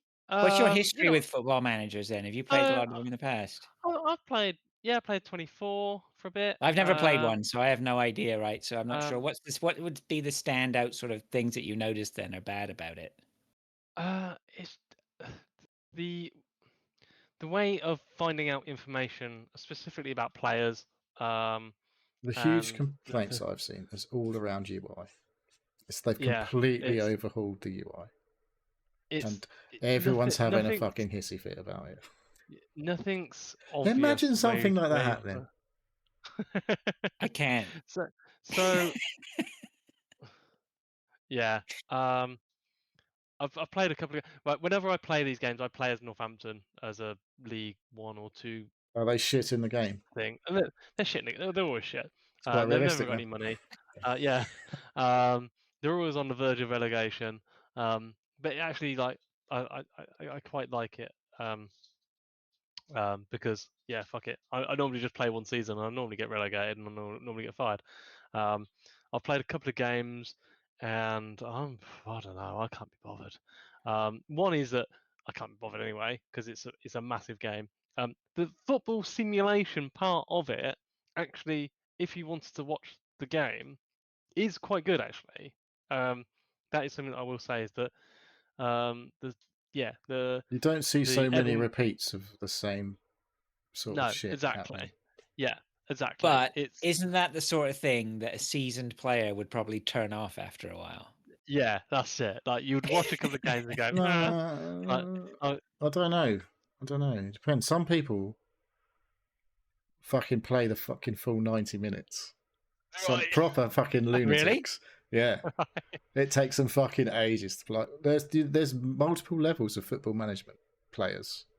There's the people who just want to fucking get through season after season after season after season and try and get Northampton to win the Champions League or whatever. Yeah. But there's other people who play it like, this is fucking real life and I am the manager and this is going to take a fucking week to play a week. So yeah, there's that as well. So that part of it, the actual like watching the game is great. I love it. I did enjoy that as I was playing it. In the same vein, when you want to make a substitution, you've got to jump through fucking God knows how many hoops. You don't get the same level of information about swapping player for player and position for position that you did in even the last game. Making strategy changes about formation, about playing to character to player strengths. Like you sub on an attacking winger on for just somebody on the left side. You want to make the change of strategy to fit the player that goes into the position so he can play the best. It's nigh on impossible to find out like where and how and making those changes. Like it's and I understand like a lot of the changes and why they do it. They want to simplify it. They want to, I think it's a case that they want to dumb it down a little bit for I players that think haven't played this before. what they But want is the same game on consoles that's on PC. Is what they want, because right, there used to be two games. okay. Yes. So right. I think they're trying to do what Hunt did, was like to unify the game into Right. an experience that can work on a console and works on a PC. Yeah. And Whereas I've got a mouse and keyboard and literally yeah, I well, can my just, son's like, playing it on his Xbox, but he's using a mouse and keyboard Right. on his Xbox, and like, right. Okay. he's For what? For what? for the Football Manager game. Oh. So he's plugged in a keyboard, and it's like then you plug the mouse in. So he's using a mouse and keyboard on his Xbox, but because all of his mates can play on Xbox, they've all got Game Pass, and they all play this, and so they were playing like 8-player earlier this evening. They were playing 8-player or whatever. I don't know how many fucking players, multiplayer. But he said, when I asked him about it, because he's been playing it for a few days, I was like, so is it all right then? He was like, yeah, it's all right, it's working. I was like, is it not completely broken? He's like, no. I was like, but everyone's complaining about it. He said, what he said was, they're all losers. I was like, right. But then, as I was about to start the show, I was like, he was on his bed, on his phone, on Snapchat. They all Snapchat chat. That's what the kids do. They Snapchat chat on their phones while they're playing games on the Xbox, despite there being a perfectly functioning chat system on the fucking console. Yeah. Anyway, by the by. So he was on his bed with his phone. I was like, what are you doing? I was like, why aren't you on the computer, on the Xbox? Because it was still running. I could see it was still running. He was like, because I've got to wait however long for everyone to take their turn, and I can't watch a game because if I do, it fucking breaks. So, so it's not okay, but he was enjoying it playing it as a single player. I don't know what he used to, when he was on PC, he used to download all the fucking mods to put all the right team badges and all that shit in. So yeah, there is it's called FM Scout that's doing that for this new game as well. That has all that and changes, like live changes and stuff like that. I can't bother with that. I feel like what I've read is like they've tried to make it. This is like the first of a new era, sort of thing, and it's upset a lot of people because it's not. A lot of people complain about Football Manager being basically the same fucking game every year.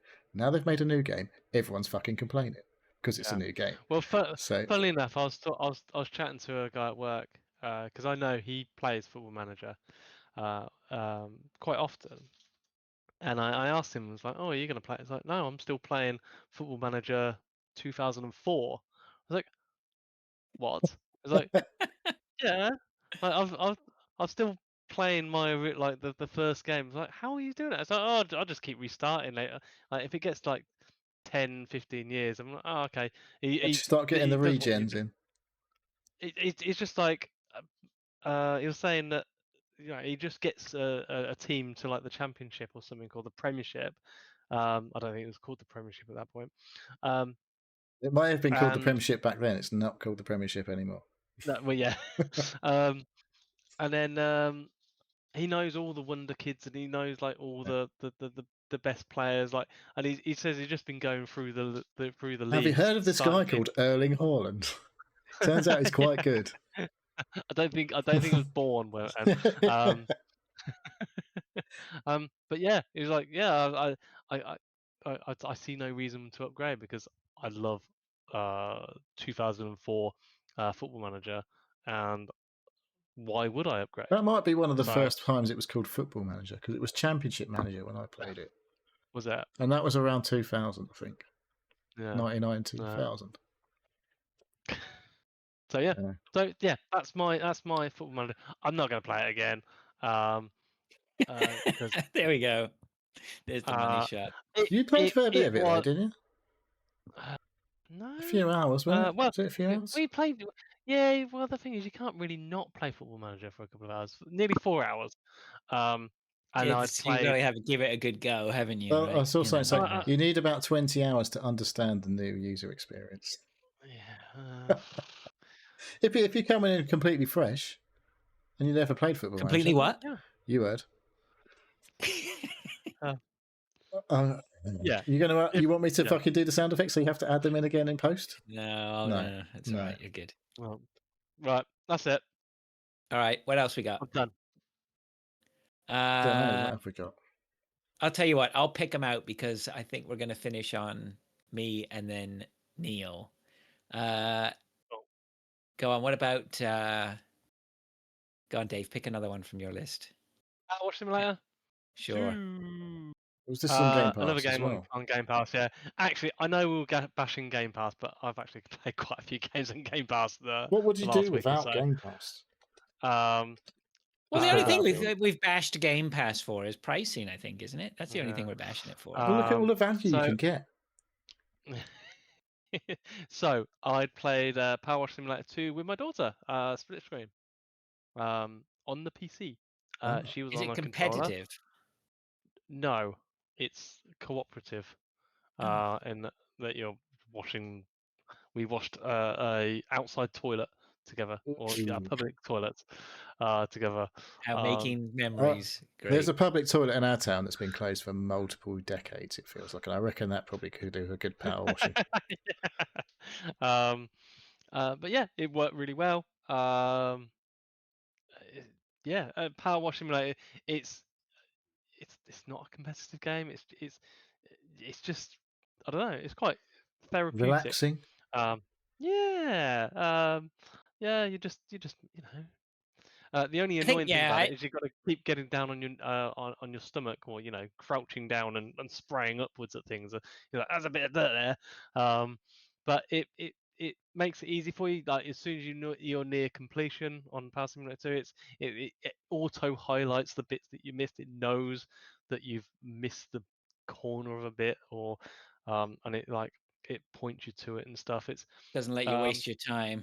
no, it doesn't. It actively helps you try and complete it rather than fights against it. It helps you not waste your time in a game where you absolutely are just Yeah, wasting your time. exactly. But it's like with Call of Duty, like when you get the kills and you hear the ping of like a headshot and stuff, it does that, but with like you've completed this part of the clean. So like you've cleaned a handrail, it will ping off and like you get a little thing saying, oh, that's been complete, and it's like the feedback, the audio and the visual feedback of the bits that's been completed and stuff. It's really clever.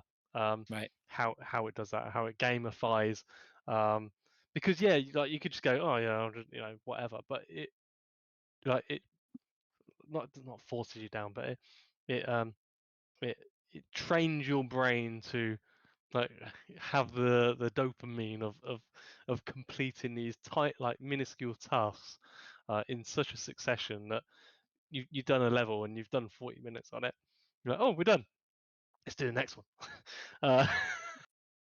And yeah, it's very clever in that way. So yeah, Power Simulator is brilliant co-op, split screen, and also online co-op as well. Yeah, interesting. Yeah, check it out if you've got Game Pass, or you can buy it. It's on Steam. Not super very expensive, well. isn't it? It's only like a mid price, is it? 20, 25 quid, I think. Yeah. If I was well prepared, I'd actually have it. I'll be able to tell you that. But I'm not, so I'm just PowerWash None of us have Simulator. ever As if any of this has ever been well I prepared. can't believe you've bucked the trend of the previous 294 episodes where we've been so prepared with So, with all the data. When you're playing £20. £20. That's how much it is. How do you much? play 20 quid? Sorry. Bargain. It's like Yeah. less than a month of Game Pass. Oh, too rich for my blood. You have two people on. You can have two people on mouse and keyboard. So, like, can you play mouse and keyboard and control together? Oh. Can you? I don't know. No, no. If you, I was playing on controller on the keyboard, and my daughter was playing on the controller on my PC. I've got a controller set up. If you're on Xbox, you can have 2 controllers.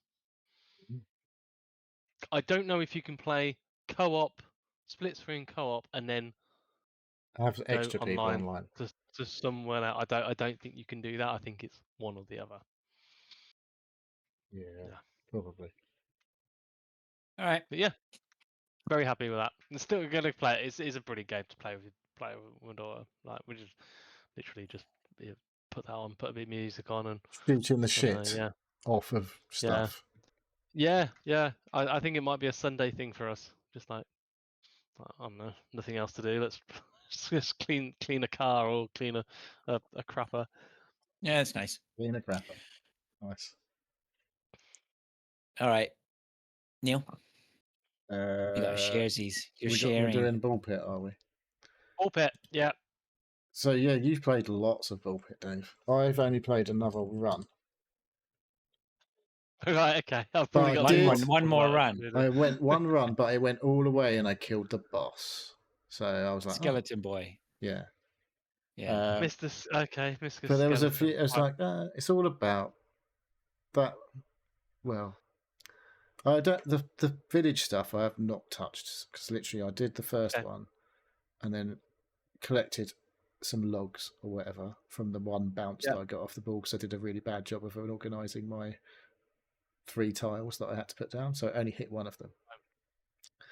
But then I went on a second run. It's my second run ever, and beat the boss. And I was like, obviously I'd listened to you, and I'd obviously learned a bit, and all at the same time I was actually thinking about what I was fucking doing the second run. It's like, and I'd also learned that in the first run I'd chosen the ball that passes through things, and it's caused me an issue. Ghost or the wind. Yeah. But there came a point in the second run where I was like, actually, I've got another ball that if that merges with that ball, that's going to be really good. And lo and behold, the ghost ball, whatever it fucking is, turned up. And the other ball I had was like a ball that every time it hit something, it shot lasers out to all of to the sides and hit everything else that was on the same line. So I was like, hang on a minute, that's going to be really cool because it would just go through and it's like bing, bing, bing, bing, bing, bing, bing, lasers all the way through. And I was like, hey, it did fucking do that. So that was my experience. That was the main thing I could remember from my run. Other than, by the time I got to the boss, my balls weren't that good at actually hitting the boss because they had to get around the back to hit him on the top of his head. But I did finally get through, but because I had the ghost ball and that helped. But you've played a lot more, Dave. Yeah, it says I've played 1.6 days, so I don't know how many. That's quite a bit. 30 odd hours. Yeah, that's getting up there. So I 100%ed it on the points, Achievements. the achievement points. I don't want to think how many actual plays or like games I've played. It must be at least 300 or 400 different runs. Did you do nothing but play this for a whole week? Yes. You know, yeah. It's a great game. It spoke to me in a way that a game hasn't spoken to me in a long time, in that it was dead simple to understand. You've got a defined playing field. Each game is only like 15 minutes maximum. I've got some of the levels down to like a couple of minutes now. Because every time you beat the boss, you can go back to the same. Well, I noticed that because I checked the leaderboard, and everyone is on 12 minutes, 13 minutes, 14 minutes, or whatever. I think Pilch was on about 20 minutes. And then there's Dave was up there on like 4 minutes, I think you had, or something like that. And I was like, well, okay, how does that? Okay, so I say he's I know he's played a lot, so he's gone and leveled up and he's come back. And you have to go back to some of the original levels with characters that you unlock later so that you can complete it with them, and you get bonuses per character per level that you've beaten, and which helps you down the line. You can't just unlock a fresh character and go on to one of the later levels, because you just won't have the bonuses that you get from beating the earlier ones. And every time you beat one of the earlier ones, you get to experience that level a little bit quicker. The enemies are quicker to come down, and obviously the more the stronger the characters that you have, the quicker and easier it is, and the stronger all the bonuses you get for completing it. So yeah, it's a hell of a game. Again, on Game Pass, but on Steam as well. And This can't be expensive. I no, it's going to be it's 12 quid or something. It's going to be game of the year for quite a lot of people, I think. In that it's yeah, so like addictive gameplay, simple to understand, hard to master. It's got these base building elements, again quite strong. It looks intimidating to start, and then you start playing it and understanding it, and the more bonuses and more things you can unlock, the simpler it gets. But if you do it well, it helps you in the actual game itself as well. So with some of the things you can unlock and bonuses you get from there. So I've got, when you start getting towards the end of the game, you can actually bring 2 characters in and get the bonuses for 2 characters, because every character that you get, they've got a slightly different gamification or how it plays. So one of the characters actually shoots balls down from the top rather than the bottom. One of the characters is that they all the balls go through the enemies, but they hit the top, and then it doesn't bounce back down to the characters. They come back from there's a character that has like a big shield in front of them, and they can just sort of bounce balls that come back off them from the top, like a breakout ball or an Arkanoid thing. Yeah, basically. And there's all these different characters, and once you do the upgrades through the town building, has different effects on how the characters play together, and yeah, there's so much to it. Yeah, it got me. It hit me in the game space part of my brain. I was like, yeah, I just couldn't. This is like you're like, well, you're a bit like that with Balatro as well. But like Fraser went massively I wasn't as down bad the as hole. Fraser was the Balatro hole man, yeah. But yeah, no, I played it not as much. I don't know, how much did I play it? Enough. Balatro. You played it more than I did. 50 hours for me, but Fraser's in the hundreds of hours. Yeah. Yeah. I had to go cold turkey on Balatro. That was it. We're done. Yeah. But yeah, it's like that. I had my goal for Ball Pit is that when I started to get towards the end, I was like, oh, okay, well, what more is there to do? And I looked at the achievements, and I was only a couple of 100 points off, and I was like, right, I'm going 100% of achievements, and then that's it. I'm going to put it down. But yeah, have you done that? Yeah, I've 100% of it. Yeah. But have you put it down, or have you gone back? I have put it down. No, I hit it like I am good like that. I set myself a goal, and then like that's it. If there's DLC, if there's an update, 1,000 achievement points, if an update, you'll bring him back in. Yeah. There's not many games that I've 100%ed. No. I'll play them. I'll play hundreds of hours of games that I really enjoy. No problem with that. 100%'s good. Yeah, that's fair enough. That's good. Like, I've never. There's not been a lot of games that I've gone, I will get a 1,000 points on this, and then what you actually go and think, actually, I'm going to fucking do that. Like that is a mission you've given yourself to do. On Ball Pit, yeah, I did on that. I was like, once I do it, that's it. There's sometimes I look at those lists and then go, "There's no way I'm going for that. I'm fuck off. I'm not doing that." Most of the there's a load of achievements that are just complete bullshit. I'm like, nope, fuck off. I'm not doing that. Luckily with Ball Pit is that they're all to do with actually playing the game in the normal way. There's not a lot of there's not a lot of bullshit things that it does. There are a few. There's ball combinations and things that you wouldn't, or I wouldn't have not, or wouldn't have realized understood how to do. So yeah, there was a little bit of a like looking at the achievement, and going, what actually is that, and then like working it out. But again, it didn't take too many runs to. Well, do I think that. I'll probably play a bit more. I might not play it this week, but I'll probably. It's one of those I'll just every now and again go. Oh, I haven't played that for a while.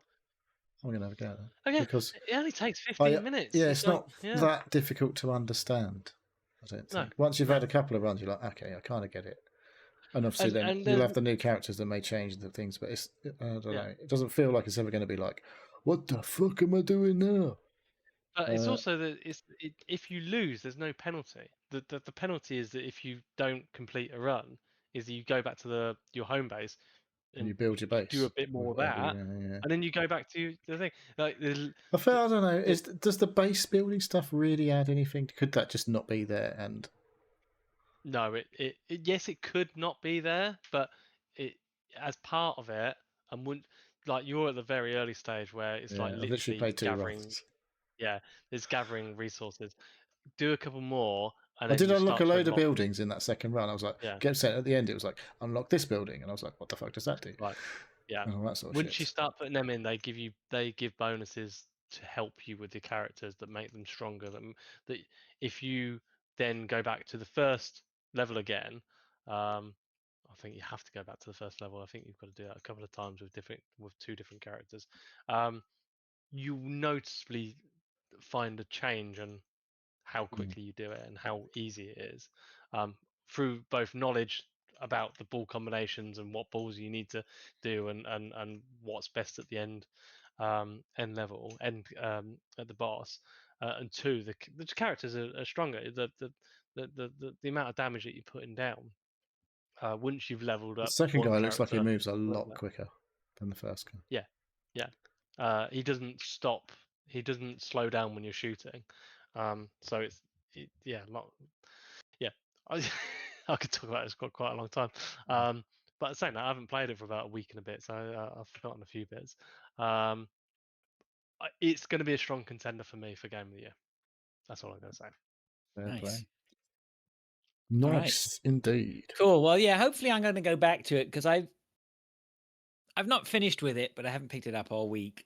But it is the perfect game for me to play streaming for upstairs, so on the couch. So I hope I get some more Are runs you in on streaming that it from your Xbox upstairs?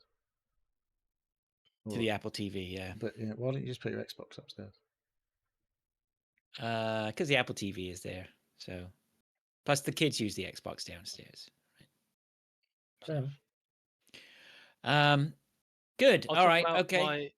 Yeah. other Go on. one. You got this one. Yeah, Stellar Trader playtest. So there's a game called Stellar Trader that's in a playtest at the moment on Steam. It's a how do There's I this an describe RPG it? space sim on the, Yeah, on the kind YouTube thumbnails.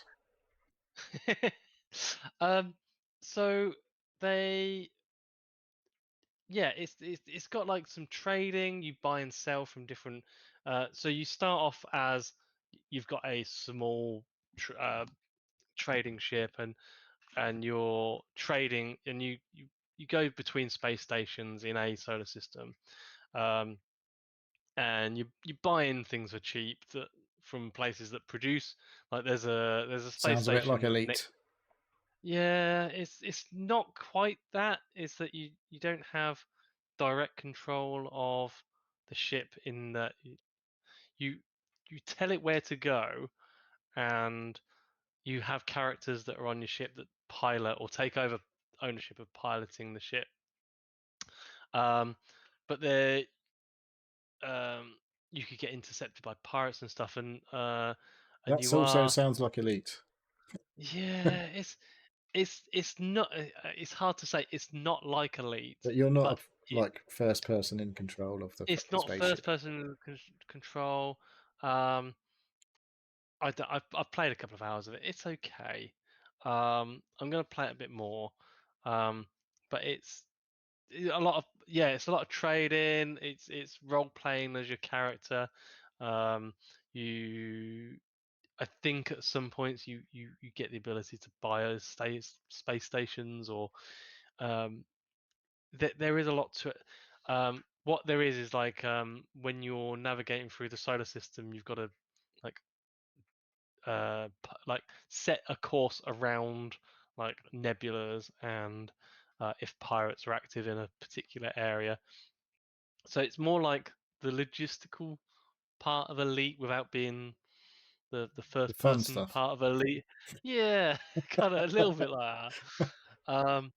Yeah, so like yeah, a merchant build stations and colony. I haven't got that far.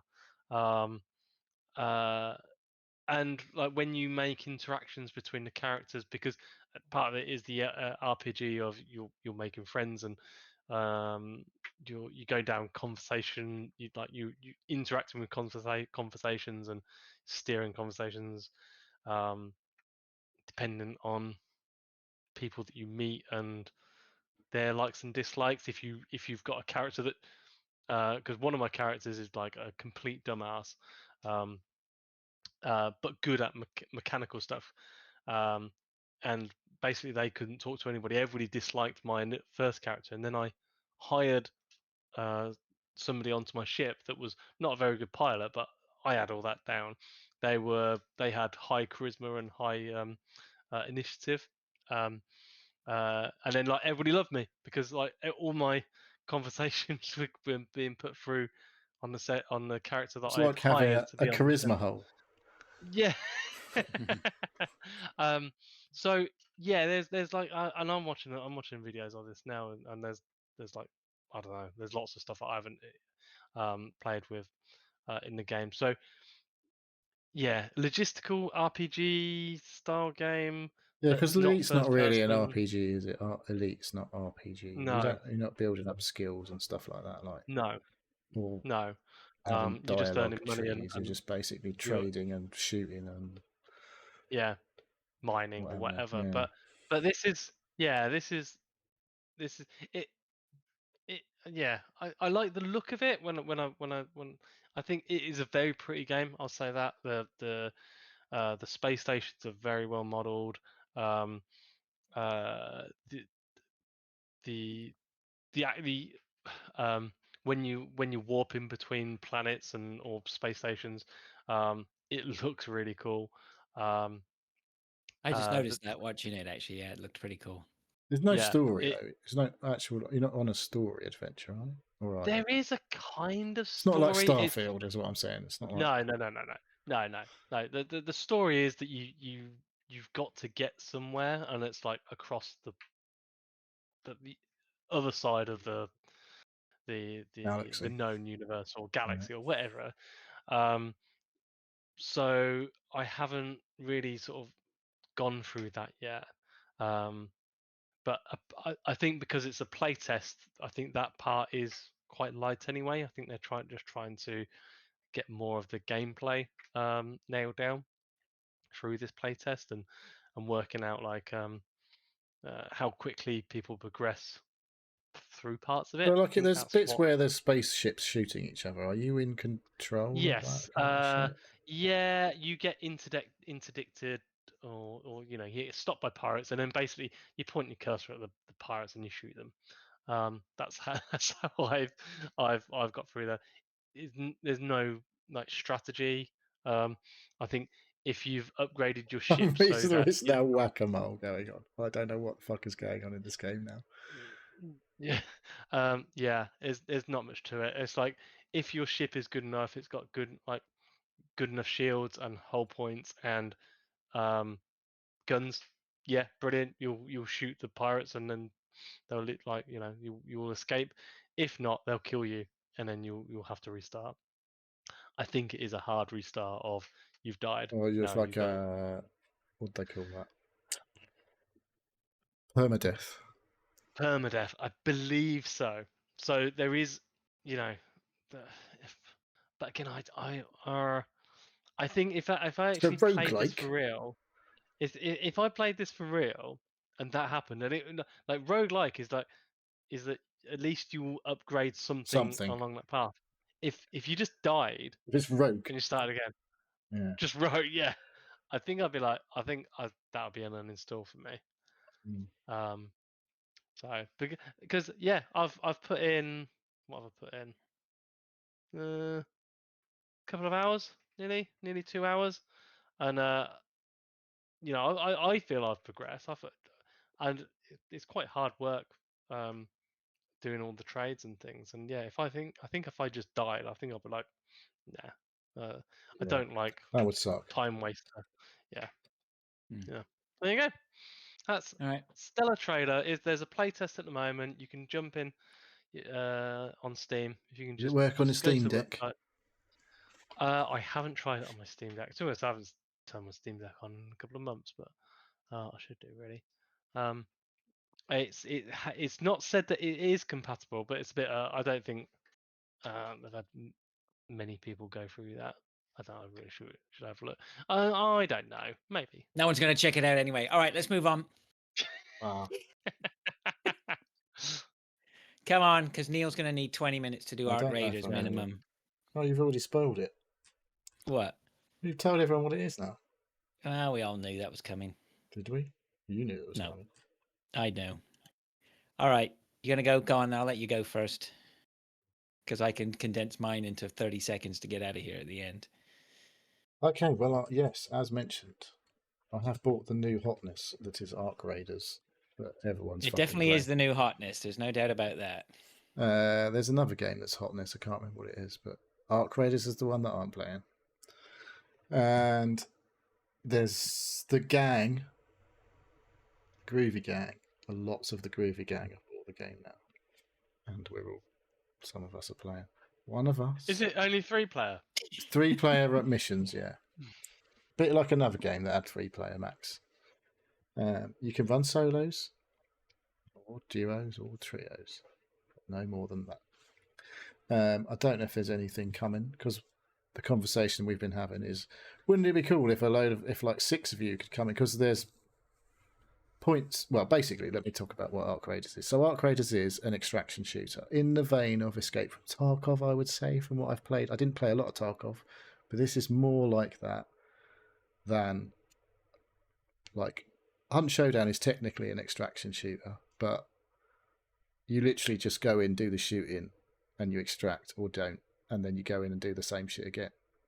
Whereas this has got all of the outside stuff around building up a base effectively, and like having workbenches for different stuff and loads of missions or things that you need to collect while you're in your raids to build up all this stuff outside of the raid, so that when you can craft all the shit you need to go on another raid. Or you can go and buy all the shit from traders and all that stuff, whereas Hunt's just hunting. It's basic in the nicest possible way. What? It's all about the action of the extraction game. There's nothing outside of it, really, other than prestiging and shit like that. But it's all about the actual 45-minute run or whatever. And then, yeah, there's this, which has kind of taken over for me and a couple of other people. And like I say, it's most of the things I've played, it's most like Tarkov, but it's now in a sort of sci-fi, desolate, post-apocalypse kind of Earth-ish environment with lots of your main enemies, other than real people, are what they call ARC, which are varying types of robots, effectively. Flying drones, walking/jumping robots of varying sizes, some of which are fucking gigantic and are just, at the moment for us, like, I ain't going anywhere near that motherfucker because he's going to kill us. And even the small ones are going. There's a few of the ones that are not so big that go, I ain't going anywhere near that motherfucker because he's going to kill me. Because we're all like shit guns and shit shields and all that sort of stuff. So it's in the nicest possible way, it's a fucking big old grind. Of course but it is. It's a fun grind because the action of the actual raiding is fun. I'm trying to find a good video at the same time I'm talking. But yeah, well, I don't know. Is it weird? At the moment, we've been having because there is in-game chat about, like proximity chat. So it's almost a toss of a coin whether you're going to find an encounter with real people is friendly or hostile. And we've experienced many types of both. Or certainly when I've been running solos, I've found it a little bit more friendly. Like, people are just like on a mooch, as we like to call it, when they're going round trying to get your jobs done so that you can progress some part of something or other. You're looking for specific types of materials or what have you, or to upgrade some part of your base, or there's a chicken who goes, while you're off on a raid, there's a chicken character that goes off and collects items for you. And when you finish your raid, you come back and you go see your chicken, he goes, and here's all the stuff I found for you. Chicken's for. Okay, right. So he goes off and he didn't loots shit for you, and while you're on a raid, and you come back, and whatever you bring back, he brings back a load of shit as well. And you can train your chicken to be better at finding loot while you're in a raid. And to upgrade your chicken levels, you need to find specific things in the raids. So the first thing you need is a dog collar to train your chicken up to level 2. And then the second thing you need is like, fucking hell, what was it? Lemons and apricots. So you have to go to the places on the map. Oh, is that why I heard you guys talking about so apricots? that's why we're talking lemons and apricots. So early parts of the thing, all the people are doing the same stuff, and I think that's where we are in the sort of progression.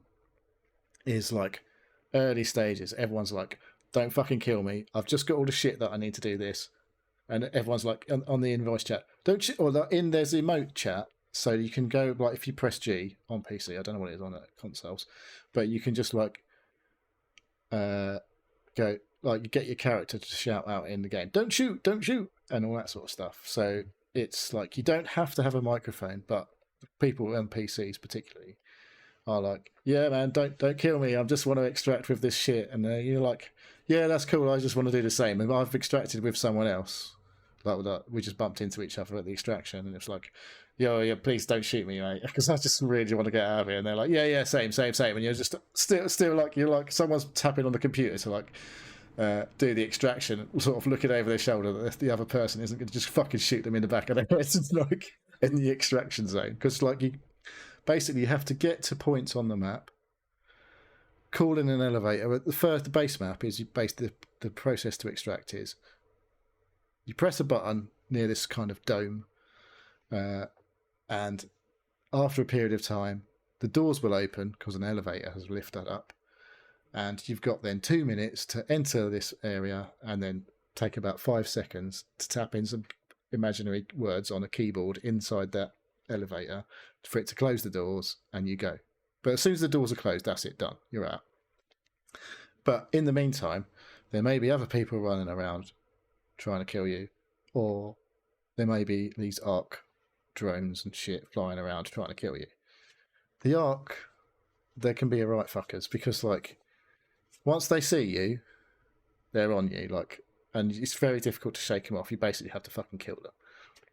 So if you fucked it and you've got no ammo, you're basically a bit of shit out of luck, unless you're very good at running away. But obviously you've got stamina. You can't just unlimited sprint everywhere. But there's a skill tree, so you can upgrade your stamina, and you can upgrade this fuck knows how many skill points are available to fill out the skill tree. There's opportunities, shall we call them, to pay real money to buy cosmetics. But there is like not a battle pass, they call it a deck. It's a bit like the thing in Helldivers 2, which I can't remember what it's called in Helldivers 2, where at the moment there's just like a free pass thing where you unlock, there's feats that you have to do, like challenges in each run. It will say, do damage to hunters or whatever, raiders in this game. And if you do 110 damage to other raiders, you get like 10 of these feat points. which you use to unlock like cosmetics in this effectively battle pass. You can pay extra but unlock a load of cosmetics with coins, like paid for. It's all the paid for stuff is all cosmetic. But with this being a third-person game, you can actually see your character. So if you like the look of something, maybe you do want to just buy it and go, "Oh, I look cool now." I'm not saying you have to though. It doesn't make any difference. Like everyone's quite visible. There's no like crocodile skin in Hunt where you're just like in a bush and no one sees you. Everyone's in like red and orange suits and stuff like that. Not like there's a couple of green and grey ones, but they don't really help. It's a bit like Hunt as well. When you see a real person moving around, you're like, that's a person. Rather than, apart from in this game, there's these tumbleweeds that go around, and occasionally I saw one of those when I played. Yeah, and you're like, oh, is that a person? No, it's a tumbleweed. It's fine. But yeah, so it's a lot of just mooching around this environment. There's 5 maps, but you gradually unlock the maps as you progress through. The more you play and level up, you unlock new maps to explore. But there's also night versions of each map, which are more dangerous, but also offer better loot.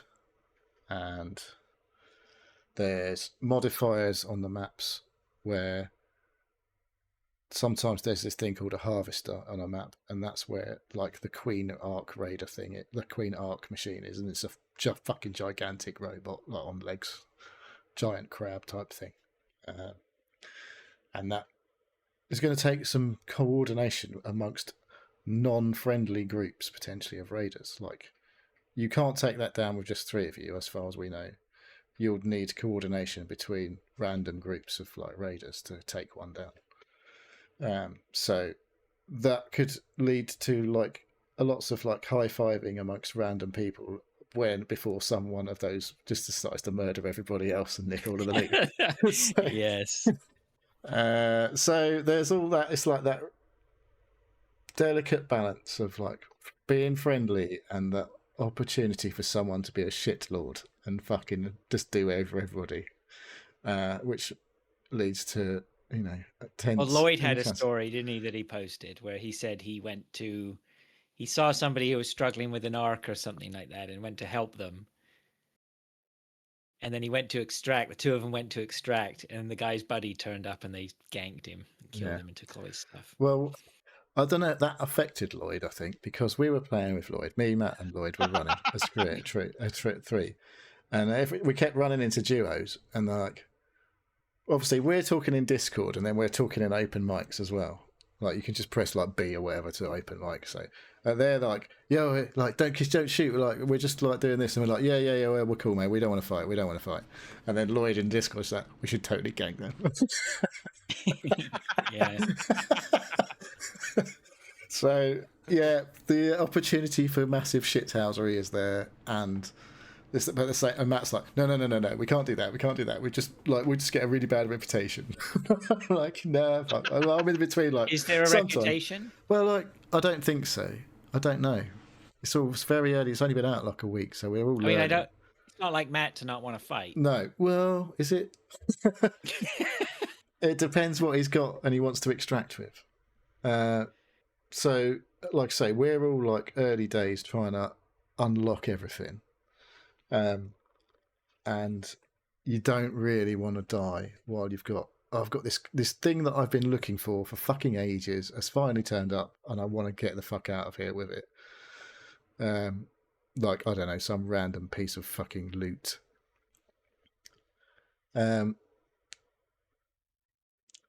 Yeah, and then like, yeah, you just want to get out with that piece of loot. But we've had loads of friendly experiences, and then like we were just like, was it me, Matt and Sarah, or me, Lloyd and Sarah were playing? I can't remember. But basically, 2 of us went down this zip line in the lift shaft. And no, hang on. No, we went up the zip line. Sorry, went up to the top, and there's like at the top of this like tower, there was 2 doors opposite each other to get out of it. And there was like 2 of us up on the floor there. I think Matt had fucking fallen down. That's it. It was Matt. Matt had fallen down right at the bottom of the fucking shaft, fallen off something he wasn't supposed to. So someone needed to go and get him. In the meantime, 2 other people just opened one of the doors, and like I say, most of the time people have been like calling out, yo, don't want to shoot, don't shoot. And this guy just fucking unloaded into me, and I was like, what the fuck? Turned round and fucking absolutely annihilated him. I was like, yeah, fuck off, mate. And it does that thing like PUBG where you initially go into like a down state, but if you carry on shooting someone, they get fucking killed. So they can't get rezzed. But I thought I'd killed this guy. But when I was like hurt, so I just went, killed the guy. They shut the door. The other mate shut his door. So I just went down the zip line to the bottom. Rezzed Matt, was healing up and all that stuff. And then Sarah was like, they'd gone down some steps instead of coming down the zip line. They were like, no, they're still here. They're here. And I was like, oh, for fuck's sake. And we were at the bottom of the zip line. I was like, well, if we just go up the zip line, we're just going to get fucking absolutely annihilated as soon as we get to the top. So we can't really come up. So it was a bit tense. It's all that tension between like, are we going to get fucked over here or are we going to get out of here? So it's got some pretty good secret sauce. It's not really that secret, but you know. The only thing the negatives for me, a max mission time is only half an hour, which fucking flies by. Half an hour when you're in like. I think that's a positive. To be honest. Yeah, but like when you're looking for specific things, you're like, I like the 45 minutes of a hunt showdown. That's not bad. 45 minutes maximum. It puts a little bit of time pressure on at the end. But the thing with this is, you can, like, 30 minutes is the max. You can spawn in with like 10 minutes to go, and you're like, fuck, I've got to fucking get out of it. That's what happened to me. I spawned in with 14 minutes to go, and it sort of seemed like, well, I'm not really getting a full experience here. So was this during the server slam thing?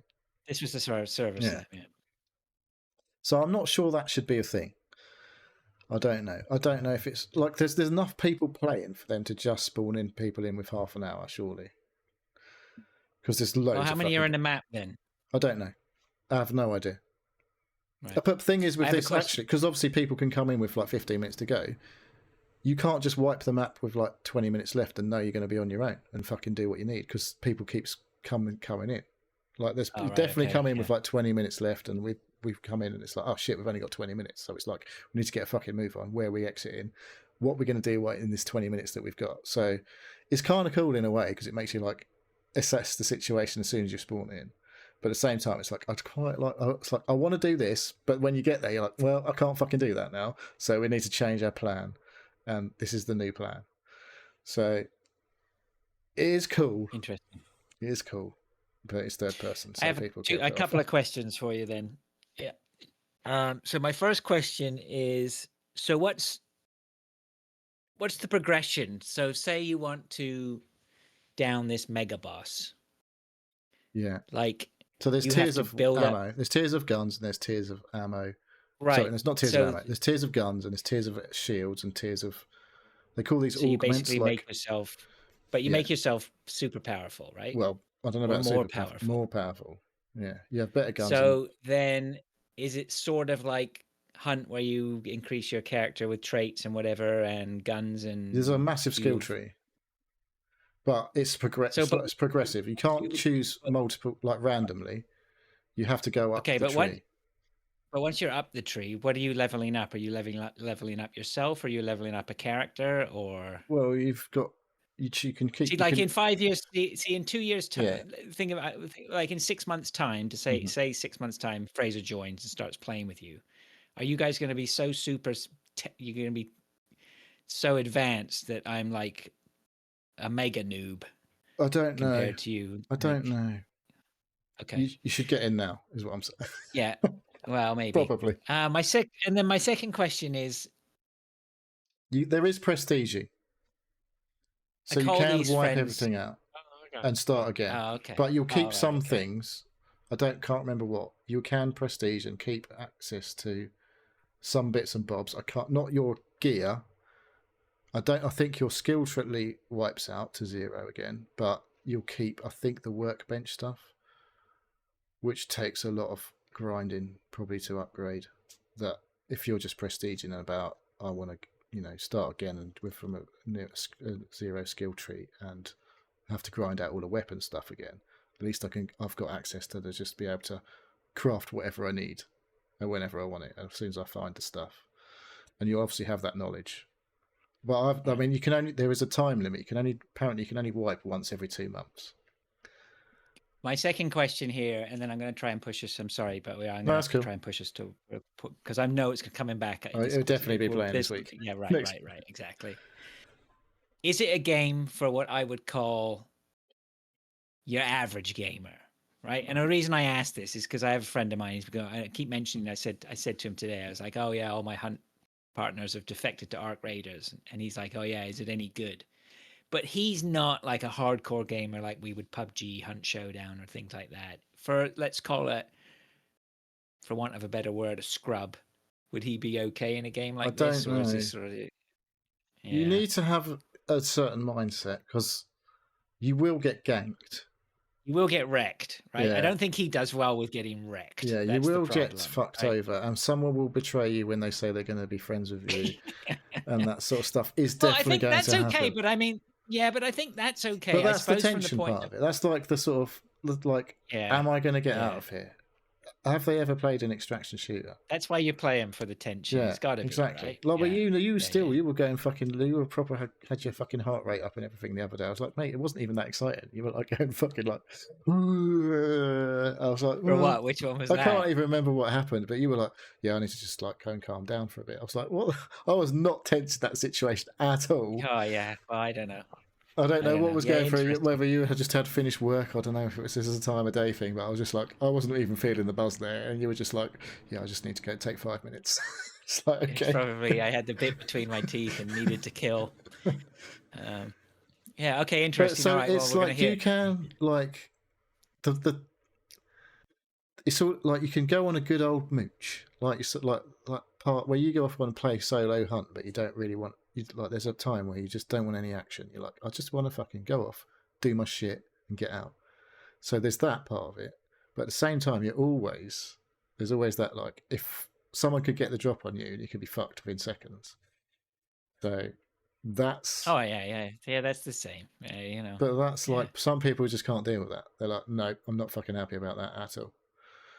Like, so there's people here just met each other. Obviously, randos. They're doing like fucking crouching dance. Like obviously, like, we'll be friends. There's ways of like not fucking getting ganked. But like some people, like I say, like the people who just opened that door and just like saw us and just fucking shot at me straight away. I was like, what the fuck? No warning. I was like, fine, that's the way it's going to be. I'm going to fucking kill you now. And I did. But yeah, you just got to be better than the other people. It's not that hard, I don't think. Like, just be better. There's fucking loads of guns. Yeah. There's shitloads of guns. And like a lot of the weak guns against, like the early starting guns, are shit against the AI, but they're all capable against other people. Right. Like the boasts will be, if you're accurate with your guns, you're still going to fucking hurt people. As long as you shoot them in the head. Yeah, exactly. If you shoot people a couple of times in the head, they're going to get fucked up. But the ARC stuff, the AI, they take a lot more fucking damage than a person does. Even with like a heavy shield, you can wipe out their shield with a lot of bullets very quickly. Right. And if they're shit at shooting, then they're going to lose. So. All right. Okay, good. Arc Raiders it's got been legs. A lot of fun so far. Yeah. Did you bought it, Fraser? No, not yet. I'm holding out, mate. Why? I'm holding out. Well, only actually the main reason I'm probably holding out is because I've been so busy this week that, to be honest, honestly, I saw think everyone. You'd quite like it. Yeah, probably. All right. Yeah, like, the last couple of weeks. The whole mooch bit, like you could just the solo play's fine. Like, in fact, it's been a lot. Like, it's been a more aggro as a group than it has been as a solo. Right. I don't know if it does some magic matchmaking stuff. So I don't know. I don't know. Okay, that's it. Right, done. You're done. We're coming back. We'll come back to Arc Raiders. Hope maybe I'll get on it. Maybe. Oh shit! We've been going on for a while, haven't we? Yes. Right.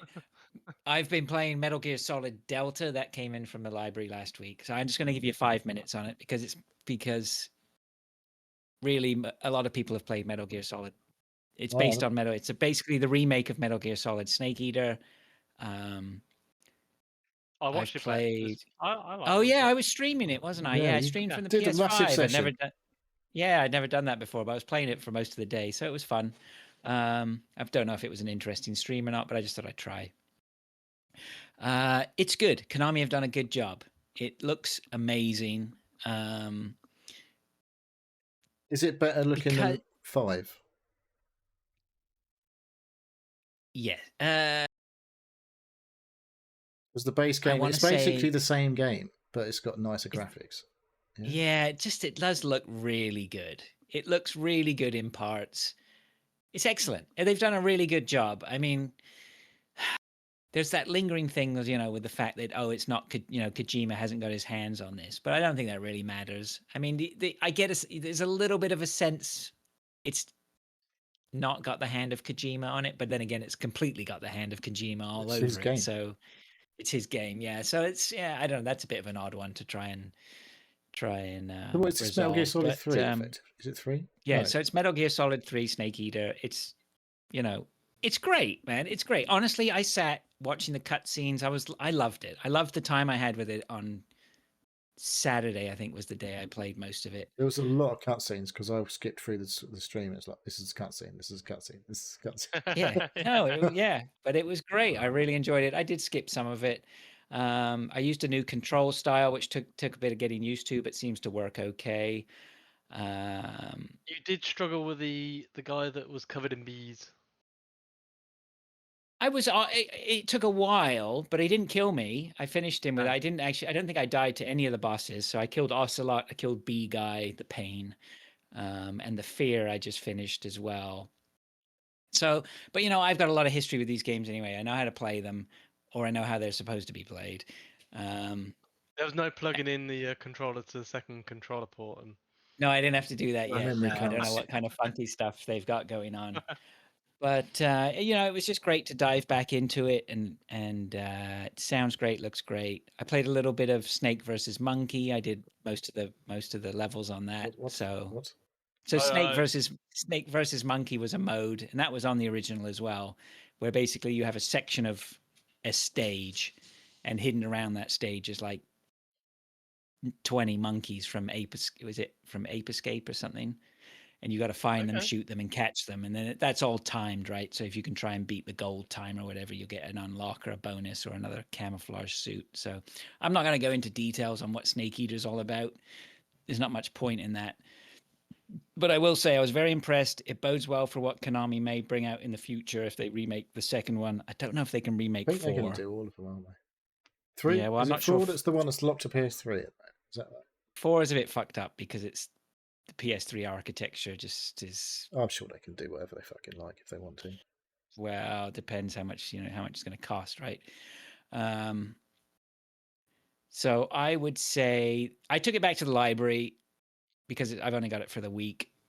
It deserves more attention. If it comes on sale, I'll probably pick it up. But I certainly enjoyed the 5 or 6 hours I gave to it this week. I probably gave more to it than that. It was fun. It was good. It was nice to go there. Yeah, big thumbs up on that one. So that was cool. Kids interested at all, or was it just you? Stan, I think maybe a little bit interested, but does it feel old in any way? That's what I don't know. That's a good question because it is quite old. It is old, but it's a really good game. The story is really good too. I know for me that's odd for me to say that, but I mean I love Metal Gear. I'd be interested to see if I picked it up if my son would be into it. I think he would. I don't see why not. He's revisiting older Resident Evils and stuff, so maybe I wouldn't say if he played the original. Is he playing the he'd be into it. remakes of Resident Evil? No, yeah, he's playing the remakes. Yeah, they're not old games. I don't. They're modern games based on old exactly. games. And I'm not sure if you play the old Metal Gear Solid 3, you could hold a modern gamer's attention as well as the remake can. The remake's good, but it's worth a look. It's worth your time if you like Metal Gear for sure. Well, I thought this was basically exactly the same game, but it's just basically nicer looking now.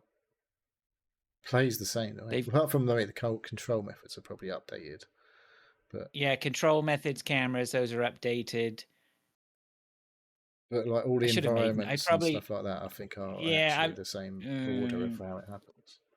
yeah, I'm not entirely sure. It'd be interesting actually to go check out a video. I'm sure there's hundreds of them now. People have done comparisons and whatnot. It'd be interesting to see if there's things that changes that they made, which were significant changes that I didn't even notice. So maybe I'll take a look at that. But yeah, it was cool. So I was glad I got a chance to look at that. But I'm yeah, sure I'll there'll probably be some looking. sales soon on the digital fronts and physical Yeah. fronts for sure. Yeah, that one I think I'll pick up. So yeah, that was it. So yeah, I'll probably come back to that at some point. But that's all I'm going to talk about it now. We're certainly, have no doubt, put in enough hours tonight to call that a show. So what happens when we actually play Anything games? else? Yeah, there's lots of games. All right, good. Okay, well let's wrap up and get out of here. Let's get you off to buy Arc Raiders. I want to go And off get to it get some food downloaded. in my belly. Well, buy Arc Raiders, download it while you're getting your food. Maybe. Cool. Right, I'll wrap it up. Ready? Okay. Yep. Good. What are you playing? Sorry, just hang on a second though. Quick question. So are you all playing Arc Raiders on Steam? I've bought it on Steam. You can buy it somewhere else for slightly less money if you want. But obviously you won't have the refund option there. But it takes more than 2 hours. Who's going to refund again? What are you talking about? All right. Sorry, Dave. Thank you for listening to the Seal Podcast. If you'd like to ask questions or get involved, you can contact us on our web form, which is at sealpodcast.com. You can also contact us via email, sealpodcast@gmail.com, or you can join us on a Discord. A link is pinned on our social medias and the website. We have YouTube and Twitch channels, which you upload and stream to. Neil, shout out for Twittage. Just Pilch in the chat today, calling us wankers. Nice. Awesome. Nice sign off. Okay, good stuff. Thanks, guys. All right, thanks very much, everyone. Yep, we'll catch up with you next week. See you soon. Bye-bye.